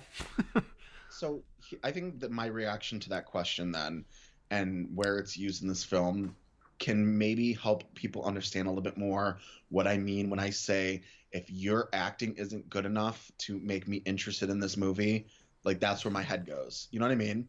Like yeah. That big of a part of the ending court scene and I didn't notice it, that says something about your movie. Perhaps, yes. It could say something about you, though, sometimes. Kevin, I will meet you in the parking lot. I wouldn't always blame the movie for that. Hair is going up in a bun, parking lot. Yes. I'm not trying to be confrontational. I'm just saying you could be distracted. You know, there could be any other. Evan. Anyway, well, if you want to get into an even bigger quarrel, let's talk about Romeo and Juliet. So I think you've mentioned before on Academy Queens your aversion to Shakespeare. And I've mentioned here how I don't really respond to Shakespeare adaptations on film. So I'm sure our responses here might be predictable here. So I'll turn it over to you. What did you think of this adaptation of Romeo and Juliet? Here's the thing. No. Oh boy. I hate William Shakespeare with a burning passion. You're telling me that the quote-unquote greatest writer of all time came up with these slog-ass stories? Why? Why does he get so much credit? You know who also came up with great-ass stories? Other people, not Bill Shakespeare. And you know what? I'm so sick of these stories just being remade again and remade again and remade again. Why? Why do we need 8 remakes of this like we get 8 remakes of A Star is Born every 20 years? Why does this happen? Why do they cast actors who are way too old for these roles? Why do I care about these stupid-ass stories? Why do I care about these stupid-ass stories in different adaptations like West Side Story? Cool, now it's Romeo and Juliet with some music. You know what? I don't care. Take these movies, take these stories, and throw them in the trash. I'm yeeting this the hell out of here.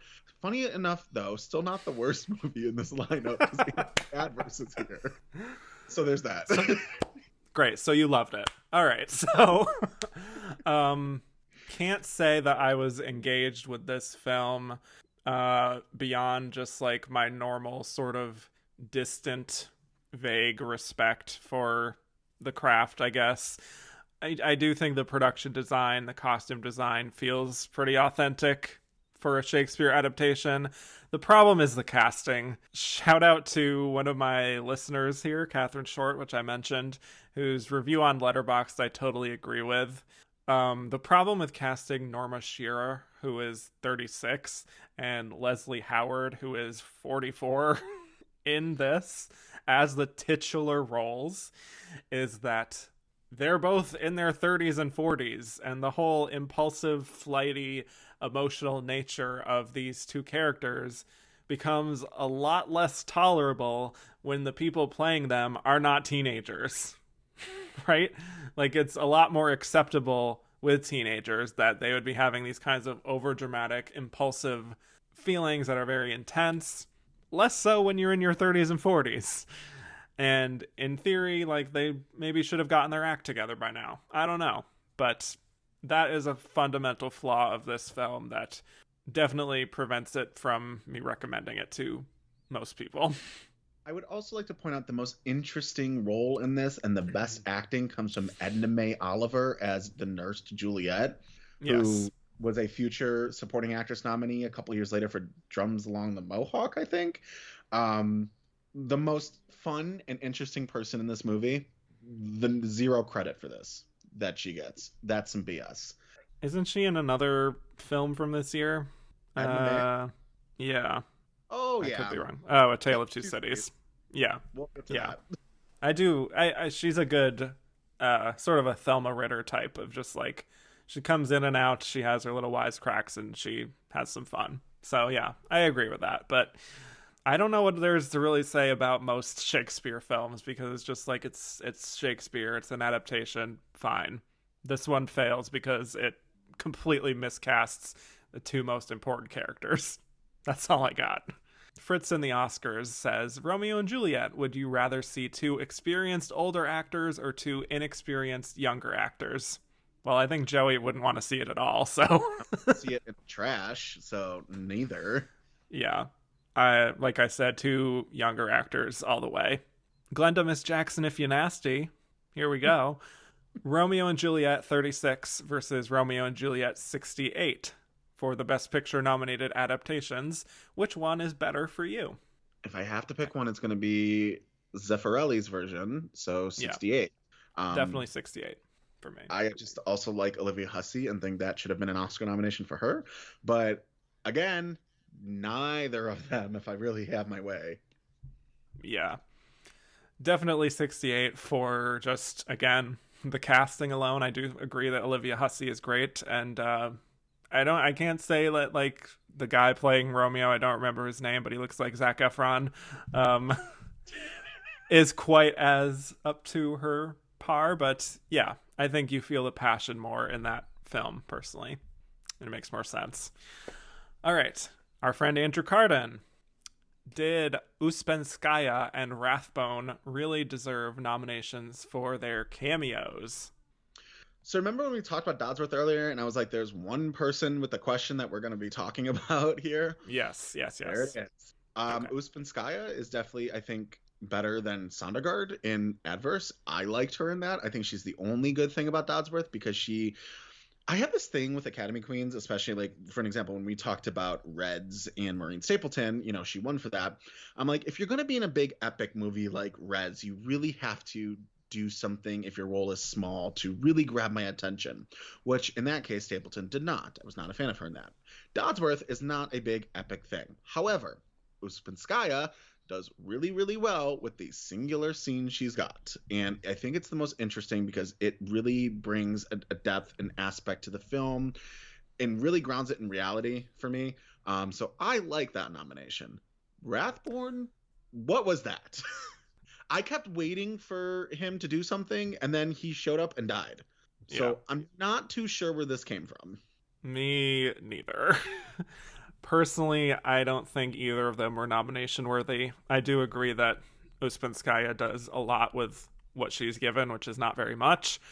But Rathbone, I don't even remember his performance, and I watched the movie this week. There you go. My comment on Uspenskaya over Sondergaard, though. Interested. Thoughts? Haven't you said before that you're not a fan of, like, giving an Oscar for a single scene? However, yes, I've also said that if you have that scene, like, that's all you have, because we talked about that with Network back in season 1. Right. Yeah. That if you're going to do that and that's your entire role, you have to tell me why and show me why you got it. Like, we haven't done, obviously, 59 yet, so we haven't talked about Hermione Bradley in A Room to the Top, or whatever the hell that movie was. Room at the Top, yep. Yep, with her 2-minute performance, so I can't wait to finally talk about that. But yes, because that's her role, I see why she got her nomination, and I think she is better than Sondergaard. I kind of agree. I mean, I find less wrong with her performance than I do with Sondergaard, so there's that. She certainly makes a big impression for me. Correct. Even though Sondergaard has a lot more screen time, I think, and that should say something. Yeah, the presence that Uspenskaya has is a lot stronger. So yeah, I don't disagree. Yeah. All right, let's move on to San Francisco. All right, so this pairs very nicely with In Old Chicago, which was the very next year. It's about the San Francisco earthquake of 1906. And by about that, I mean that it becomes about that in the last 30 minutes. Exactly like how In Old Chicago becomes about the Chicago fire in the last 30 minutes of that. So once again, we have most of the story centering on these few characters. We have Clark Gable, Spencer Tracy, Jeanette MacDonald. There's like a love triangle situation happening, and the Jeanette MacDonald character is given this opportunity at an opera house, but Clark Gable really likes her, and there's just this whole push and pull, but then none of it really matters because it's all about the earthquake at the end. I'll say for myself, I did find myself more invested in this than in Old Chicago, because I think the actors are a lot better. I think they're a lot more charismatic, but ultimately the main attraction here is the big disaster at the end, and I think it's done pretty well for 1936. No CGI, just totally practical effects. Feels very real, and you can really feel the devastation. What do you think about San Francisco? So I want to preface my thoughts here with when you asked earlier how I thought about the Story of Louis Pasteur being second. This feels like it should have been second place, despite my actual feelings of this movie. Number one, like the Great Ziegfeld, it deals with performing and the Oscars are very into themselves with movies about Hollywood or artists, like actors and singers and yada yada yada. And then plus two for the time, with it being essentially, in a way, its own Titanic. Yeah. This love story that then happens with this great tragedy. And it is a what's the word I'm looking for, like in Old Chicago or even Earthquake or The Towering Inferno, it's a disaster movie. Yeah. It just feels like with what it was able to accomplish at the time, that this would have been second place. Am I wrong in that? Plus Clark Gable and Spencer Tracy. Am I weird for thinking this? No, that's a very good comparison. And just in terms of like literally looking at results, another thing that they announced on the Oscar telecast that year was the runners-up for acting and directing, and W.S. Van Dyke was the runner-up of Best Director for San Francisco. I thought you were about to say Spencer Tracy was runner-up for actor, and I was like, oh my god. But no, I mean, I think the movie's fine. I don't think it's clearly the worst in this lineup, and it's not the best. I honestly think the earthquake sequences are very interesting and pretty well done. But there comes to a point in this movie where, like in an Old Chicago, it needs to end, and it doesn't.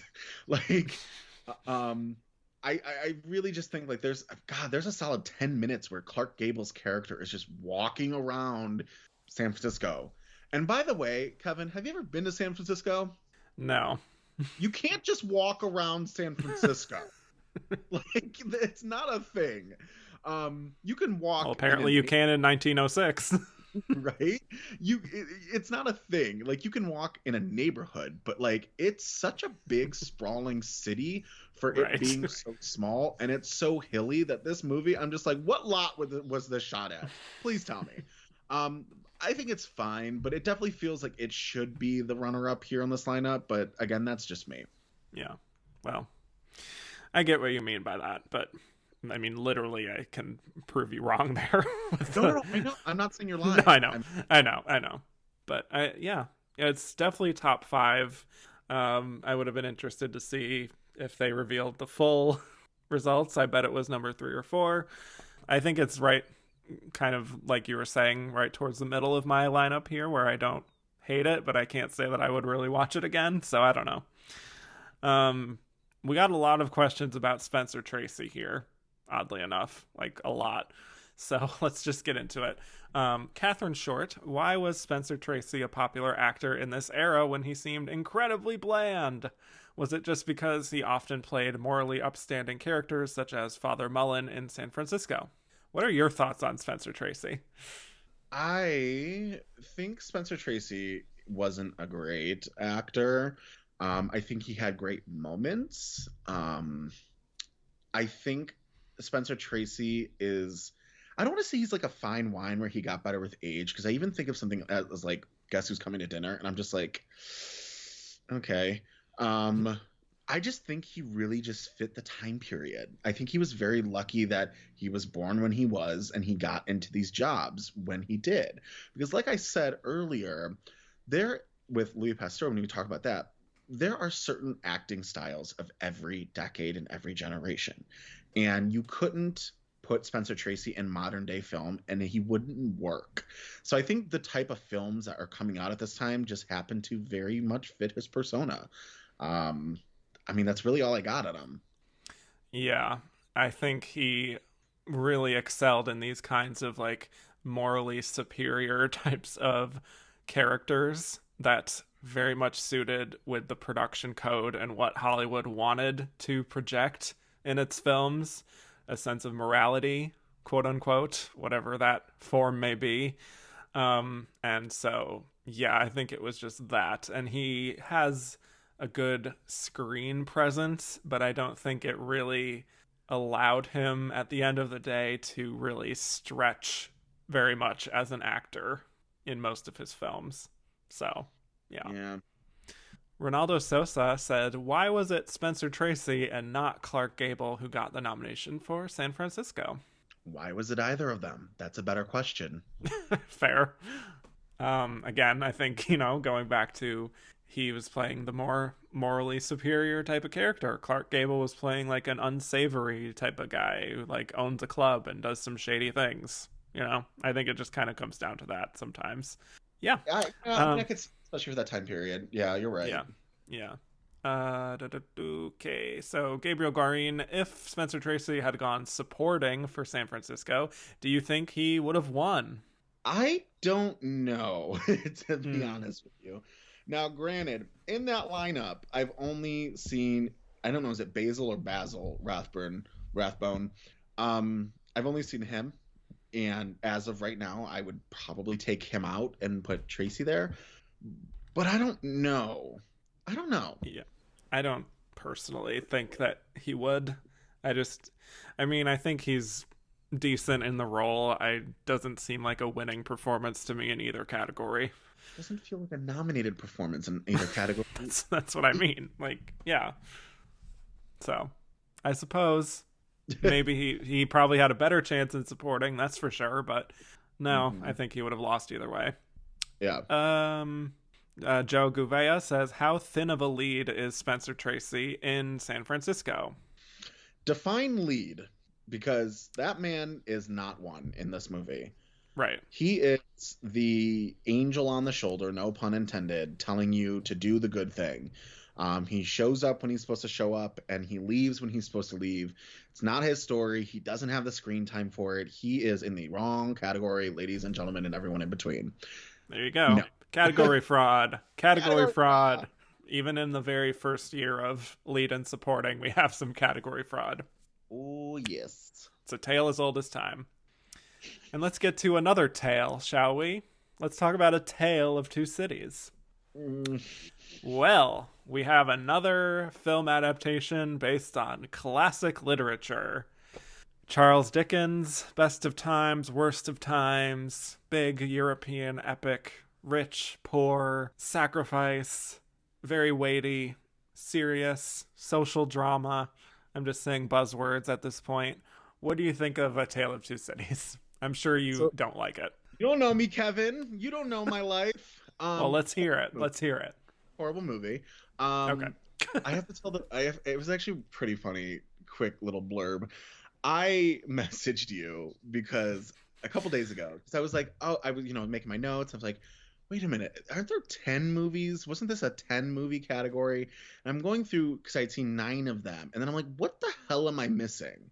A Tale of Two Cities. You gave me a damn year, Kevin, to talk about not only Bill Shakespeare, Charles Dickens, Kevin. Charles Dickens. Yep. Wow.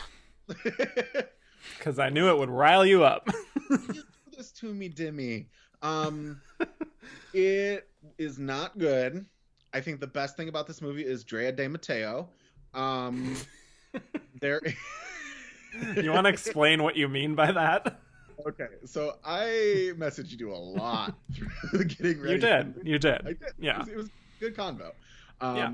There is a character in this movie who's a wench who turns out is actually the woman who played, speaking of Snow White, which is going to come up again in another movie here very soon, played the wicked stepmother witch in Snow White and the Seven Dwarfs. She was the voice actress for her, whose name is Lucille Laverne. Who you hear, there's a certain point, like probably maybe halfway in this movie, where one of the characters signs over like his deed, and she grabs the deed and like starts laughing. You're like, I know that laugh. And it's the Wicked Witch. The thing about it is that she looks like Drea De Matteo to a T in this movie if Drea De Matteo got into some sodium, because she is bloated Drea De Matteo. And I literally screenshot it. I was like, I love Drea in this. So that's where that came from. But was I wrong? No, and once again, it comes down to like the eyes and the eyebrows and like even the facial shape. Yeah, so I have to give it up to you on that one. Yeah. Thank you. Listen, here's the thing. This movie's weird. It sucks. I don't like Dickens. Listen, you English fucking authors, you guys gotta move on with some new things, because you have been recycling these same damn stories for how many centuries now? Move on. Seriously. This Just wasn't can't get enough. No, no. This wasn't good then. This wasn't good now. This isn't going to be good in another 30 years. Plus, too, there's this weird point in this movie where, like, words pop up on the screen, and not like text is like to move on. Like, what was it? It was like win or death or something. You know what I'm talking about? I think you're talking about like the whole French motto thing, like liberté, égalité, fraternité. Very odd. It's very odd. Something like that. Yeah, And okay. All right. It's just dumbate, and this movie sucksate, and it's still not the worst movie in this lineup because Anthony Adverse is here. But there you go. Yeah. So, I mean, not even Ronald Colman could do it for you. I don't know who that is. Okay, well, I don't want to spoil it too much, but he plays the character who sacrifices himself in the end. This is what I mean. Are you just like not watching the ending of these films? I know. I know now it sounds like this, but I promise you I watched all these movies. No. Listen, I watched all of these. I was prepared. This is what I mean when I say boring. You have to keep me in like entertained. It's called entertainment industry, not make charcuterie board snackable lunchable industries, because that's what I end up doing. Yeah. I'm not going to apologize for it. I am who I am. Yes, own it. Yes. I think he's good here. I think Edna May Oliver is good here. I think the performances are pretty good overall. I think it definitely drags in parts, perhaps many parts. It can be pretty tedious and very like, I know this word gets used a lot in film criticism, but it has a lot of pretentiousness to it in terms of like, it really is trying to be about something more than what it's really is. So that I don't love. It can also be kind of confusing sometimes with how many characters there are in general, but I think it is well crafted on the whole, and for me it was quite moving at the end. I'm kind of surprised it didn't get more nominations than it received, which was only Best Picture and Best Film Editing, and that was it. Because it seems like one of those handsomely crafted types of films that just does well, at least in most technical categories. But yeah, not gonna watch this movie ever again, but not the worst. Anthony Adverse is here, so yeah. And oddly enough, this is the only film where we didn't get any questions for it. So why? Yeah. Well, let's move on to our final film, which is an interesting one. 3 Smart Girls. So once again, we have another connection with 1937. We talked about 100 Men and a Girl on that episode. And here we are again talking about Deanna Durbin with 3 Smart Girls. This is actually her film debut, and she plays one of the 3 smart girls. And her parents are divorced. They live with their mom in Switzerland, and they're just like singing like it's The Sound of Music all the time. And their dad is in New York, and he's about to marry this kind of gold digger woman. And then so the 3 girls just do this big scheme to get the parents back together. It's a little bit like The Parent Trap, but different. So what do you think of 3 Smart Girls? So this, believe it or not, is one that I did the most homework on, because I think that was the most interesting to learn about. Here's why. First of all, believe it or not, this is in my top 3 of these films. Yeah, interesting. And I'm interested to really hear your thoughts on this. However, I'm also going to be the first one to point out that this just kind of feels like if this had come out today, this would be a Disney Channel original movie. For sure. 100%. And it feels like that watching it. Like, oh my God, the Academy nominated Disney Channel original movie. Like, this is 100% it. What I found the most interesting about this movie is that it just feels like the most not Oscar type of movie to get into Best Picture. And I think that's so fascinating to me. This is very much a political movie, though, in the aspect of politics in Hollywood, because Deanna Durbin really saved Universal Studios from extinction in the late 30s going into the 40s. I mean, she was at one point the highest paid female worker in the world, not only in Hollywood, but in the world. She was the biggest star at that time, the youngest actor at that point, I think, to make like $200,000 on a singular film. I mean, Universal Studios really, in hindsight, should be called Durbin Studios, I think, out of respect for what she did and out of literally everything she did. Let me just rephrase what I was going to say there. So that's why I did a lot of homework on this one, because I was so intrigued on how this got in. It also makes sense to me, though, because I was asking myself, I was like, wow, I'm actually surprised Deanna Durbin didn't get a lead actress nomination here. Not that I think I personally would have nominated her, but because of how political Hollywood used her and how she did save in many ways. Would we have films like Brokeback Mountain without her today, or Bridesmaids, or The Deer Hunter, which all came from Universal? You know what I mean? So would any of that, would we know Hollywood as it is today without Deanna Durbin? No, we wouldn't. And therefore, I see why she didn't get the nomination, because the Best Picture nomination essentially was her Best Actress nomination. Did it have a chance in hell of winning? I don't think so. But could I have seen this win this year because of what this movie did for the studio? Absolutely. As a film, I think it's not great, but why it's in my third place is, number one, this lineup isn't too great, but I also can respect what it did. What are your thoughts? I definitely respect what Deanna Durbin was able to do, because that's an incredible feat for a 15-year-old girl to basically save a film studio. That's just like incredible. And I feel like we don't talk about Deanna Durbin very much these days, even compared to people like Shirley Temple, you know, Mickey Rooney, Judy Garland. I feel like she should kind of be in the conversation more, but I don't really like her as a performer. So I can't say that like I love this movie. I think it's better than 100 Men and a Girl. I will say that. There's more of a point to this film. She sings in this one too, and she has a great voice. I mean, especially for a 15-year-old. I mean, it's like operatic kind of tone, which is amazing. But she has like 3 separate musical numbers that just kind of stop the plot dead in its tracks. Yeah. In my opinion. And everyone's just like marveling at how great she is. And like, to be fair, yes, it's quite astonishing. Like, she has the pipes. Can't deny it. But it's sort of another film for me that's kind of forgettable. I watch it, it's cute while I'm watching it, and then it's like, let's move on to the next one. I don't know. Maybe I don't find a lot wrong with it. Like you were sort of suggesting that like it's one of the least offensive or boring films of this lineup.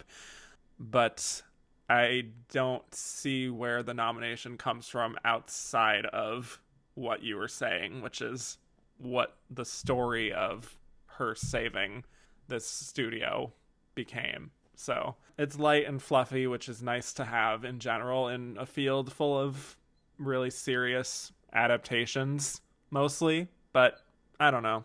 Deanna Durbin's not really for me. So it definitely wouldn't get in a field of 10, that's for sure. Yeah. But I'm kind of like, even though I don't love it, I like that it got in just for what it represents more than what it is. Yeah. It also doesn't make me want to watch the sequel, because there's sequel 3, Smart Girls Grown Up. Yes. And also, too, when I mentioned earlier, Snow White's going to come up again. She originally tested at 14 years old for the role of Snow White, and at 14 Walt Disney turned her down, saying she sounded too mature. So just to give you an idea, like, she's a really good singer, but this movie does feel like an 84-minute music video. Yeah, that they just kind of structured a plot around 3 separate, and by plot I say that very lightly, structured a plot around her singing. Yeah, like I said, it's not great, but it is my third in this lineup. So there you go. Yeah. So there it is. Yeah. Yeah. Let's get to these questions. Catherine Short said, in Three Smart Girls, they do not specify the age of the girls. This made me uncomfortable, as it frequently feels like they're being sexualized, but they also don't seem mature enough to be adult women. Did you also find the treatment of them creepy? No, because the movie is never played in that manner. It's never played to ever sexualize them. There is the scene where, these girls have a quote unquote girls' school crush on one of the guys. But I think when we watch things now, we're so numb to what has been happening around us. Just recently, something with like cuties, that you have to remember, when you watch films, you have to, and essentially from this period, put your mind in 1936 and how it would have come across. It's very innocent, and I don't think it's anything to ask that question about, because I don't think there's anything actually there. Yeah, I would say it's pretty mild. Anything to do with that. It's the same general sort of vibe you would get from, as you said earlier, kind of a Disney Channel original movie. So Disney Channel. Yeah. All right. Best Picture cast said, how many of these 9 movies would you have chosen as Best Picture over The Great Ziegfeld, and which ones? So, like I said, Libeled Lady would have my vote. I think it's the most fun of these nominations, and it's the only one I really want to revisit. But my top 3 would be Libeled Lady, then The Great Ziegfeld, and then Three Smart Girls. So there's that. Yeah. I would say that I have probably 3 above The Great Ziegfeld. I would say definitely Libeled Lady. That is one of them. Personally, Mr. Deeds, I think, is a little bit better than Great Ziegfeld. I don't know if I would really vote for it, but I think I just have less problems with how long it is in that regard. Probably Dodsworth too, for me personally. I know not for you, but that's fine. Yeah. I'm surprised you say Anthony Adverse.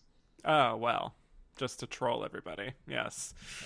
I mean, Louis Pasteur wouldn't be bad either, but no, it wouldn't. But just, again, echoing what we talked about, while good and short, that's all it is. There's a lot missing from it. Yeah. Oh, well, we got this question from someone named Joey Gentile. WTF is with all the floating heads on these posters? Good question. What do you think, Joey? I don't know. I find honestly, I find a lot of these posters have like a Sleepy Hollow Ichabod Crane thing to them. And it's just weird. Yes. The one that I find most disconcerting personally is Three Smart Girls. Yes. That's like a Child of the Corn. Yes. This is just like The Omen or something. Yes. I find it a little bit more disturbing than they're intending, because she's just like staring down the barrel of the camera like, look at me. And I'm just like, damn, all right. I don't know. So that's how I feel. Yep. It's just the posters. I don't know what they're doing. They don't know what they're doing. They're just inventing posters in the past few decades. So they'll figure it out eventually. Or maybe not, because we still have floating heads these days. Yeah. Okay. Let's move on to our Should Have Been a Contender segment. Other films not nominated for Best Picture that we wanted to highlight here. Joey, do you have any to mention here? So I wish that I did, but I don't. Okay. I know this is going to be short. I know people probably expect me to say like My Man Godfrey for those who have listened to my show. But I haven't seen anything else outside of this lineup, and I watched obviously the lineup for this episode. So I don't really know what came out in 1936. So I'm just going to say no. Okay. Well, this will be the Kevin hour now. So, all right. Take it away. I'll take it away. Okay. I have like 5 or 6 movies to mention here. Some of them longer. I'll have more to say on them than others, but I do want to mention My Man Godfrey here. So, screwball comedy that I do not understand how it missed Best Picture, because not only does it get into Best Director and Best Screenplay, but it also makes history here as the first film nominated in all 4 acting categories.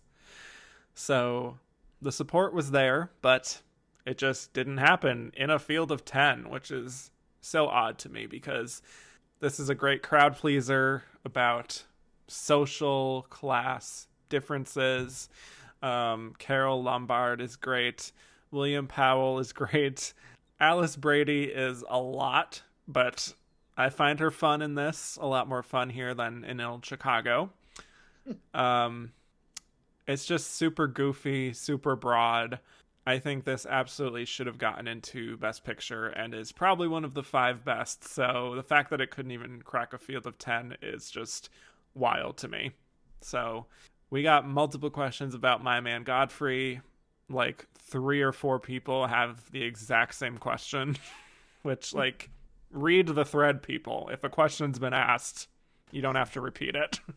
I tell that to all the time when we do questions on AQ. I'm like, do people not read the tweets? I know. So Jackson DeStefano is, I think his all caps button is broken because it's in all caps here. It says, My Man Godfrey, one of the best comedies ever made, 6 nominations, all in major categories, yet somehow missed out on Best Picture in a field of 10 and gets completely shut out. Why? How? Ah! Wow. Okay, so there you have it.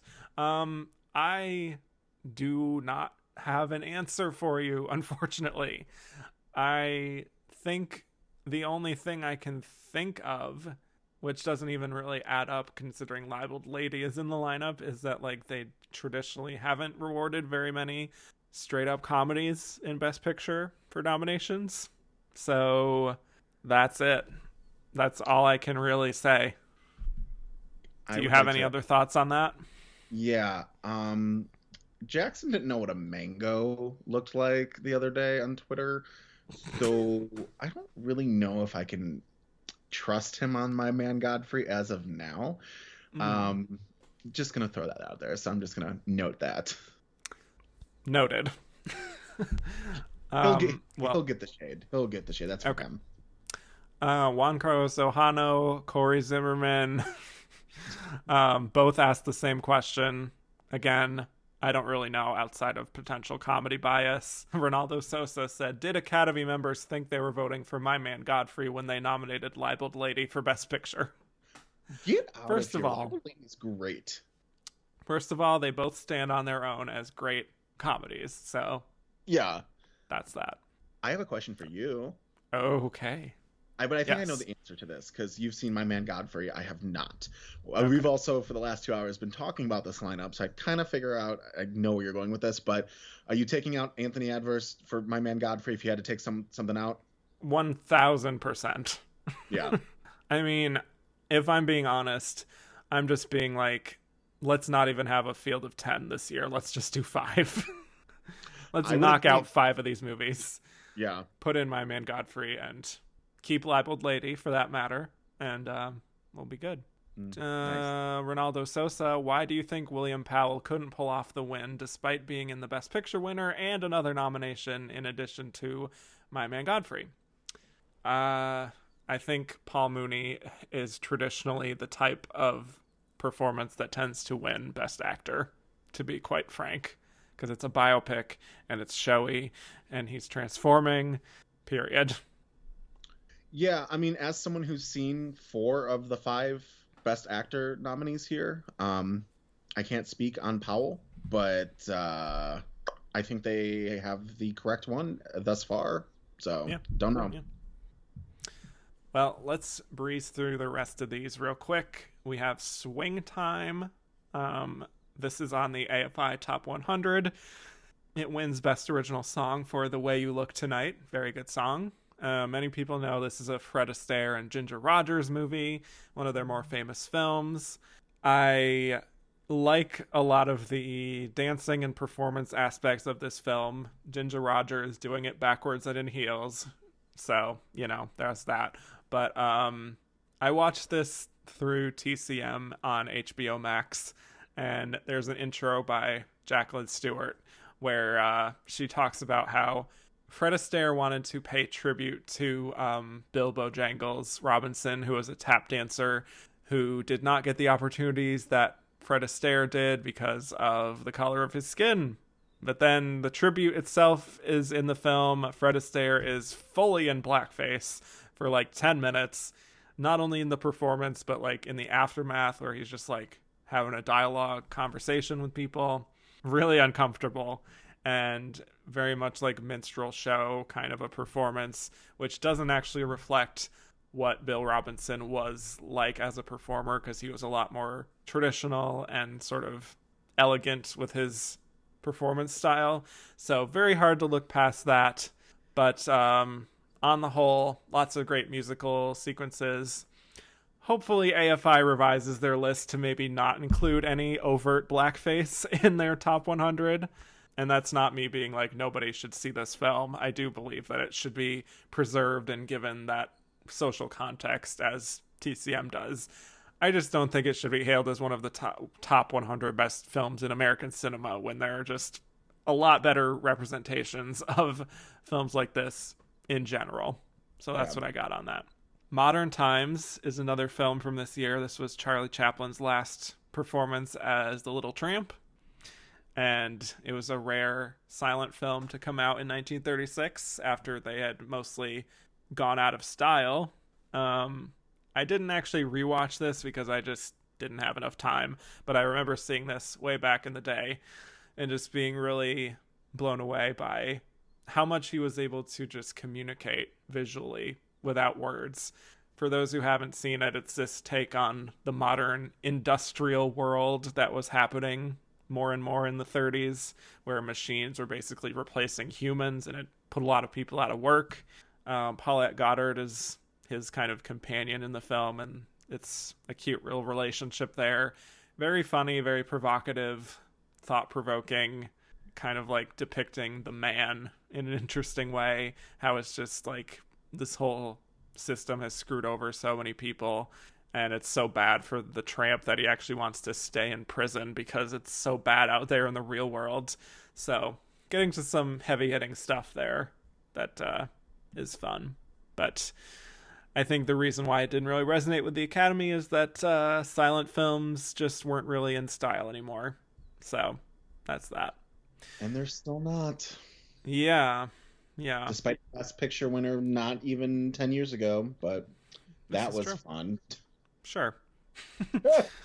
One other one I want to mention is something that one of my listeners and many question asker, Ronaldo Sosa, actually recommended to me that I watch a film called These Three, which is a horrible name for a movie, but These Three is an adaptation of the Lillian Herman play The Children's Hour, which we mentioned on the 1961, the film adaptation on that episode. But because of the production code, any and all references to lesbianism are just completely wiped out, and it's just replaced by this bland heterosexual affair. But it has most of the same dynamics other than that. There's this truly monstrous little girl, Mary, who just changes these women's lives forever. And I don't remember the name of the actress. I think it's Bonita something. Yes, there you go. She gets a supporting actress nomination. Yep. Yeah. She plays Mary, who's the awful, awful girl. And I saw someone mention this on Letterboxd. The sound system of the time was just like not equipped to handle this little girl screaming, because it's just like totally blown out and just like piercing when you hear it. It's free on Amazon Prime right now. Hopefully they didn't add a 99 cents to it, but we'll see. It's yeah. So now that you've seen that, Bonita Granville was nominated for Best Supporting Actress.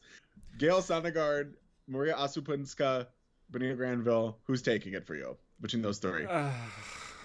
Oh God, these are just like completely all over the place performances for me. Wait. You said you saw My Man Godfrey. Alice Brady's in that. Yes. Nominee as well. So Yeah, I've seen 4 of the 5. I have not seen The Gorgeous Hussy, which sounds fun, but I haven't seen it. I do not. I think this is just going to be process of elimination. I would not reward Gail Sondergaard. I would not go for Uspenskaya, even though I think she's very good. It's just like one scene, and I think she's, I don't know, not enough for me. I think even though she's a little bit one note, I do think that Alice Brady would probably take it for me, for My Man Godfrey, because she's just playing like the worst mother who's just like so self-centered, and she has like a boy toy, and she's fabulous. So that's probably what I would do. Nice. All right. Yeah. All right, so final questions here. Ronaldo Sosa, is this the worst combo of acting winners ever? That's a little dramatic. I don't know if I would go that far. Because I like Paul Mooney and I like Louise Reiner, so... Yeah, I mean, I've seen 2 of them, even though I would not personally reward Reiner because she's in the wrong category. I mean, it's a 50% good lineup so far of winners, so, well, Sondergaard. Yeah. You know what? 3 out of the 4, not bad. It's not bad. Yeah, definitely not the worst. I can't think of like one that is the worst. Again, maybe I'll save that for my wrap-up show that I'm just formulating now in my head.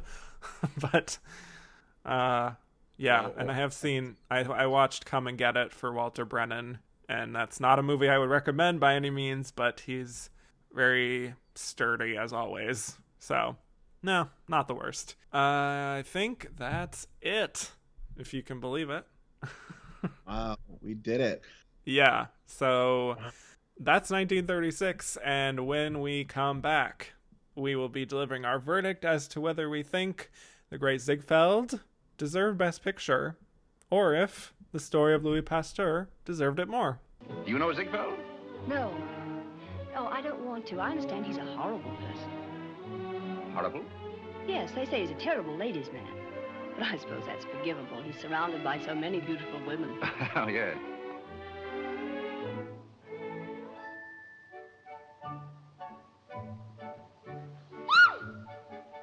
Hello. Why do you do that when I'm trying to say nice things to you, Besides, you are a very bad maid. But I love you.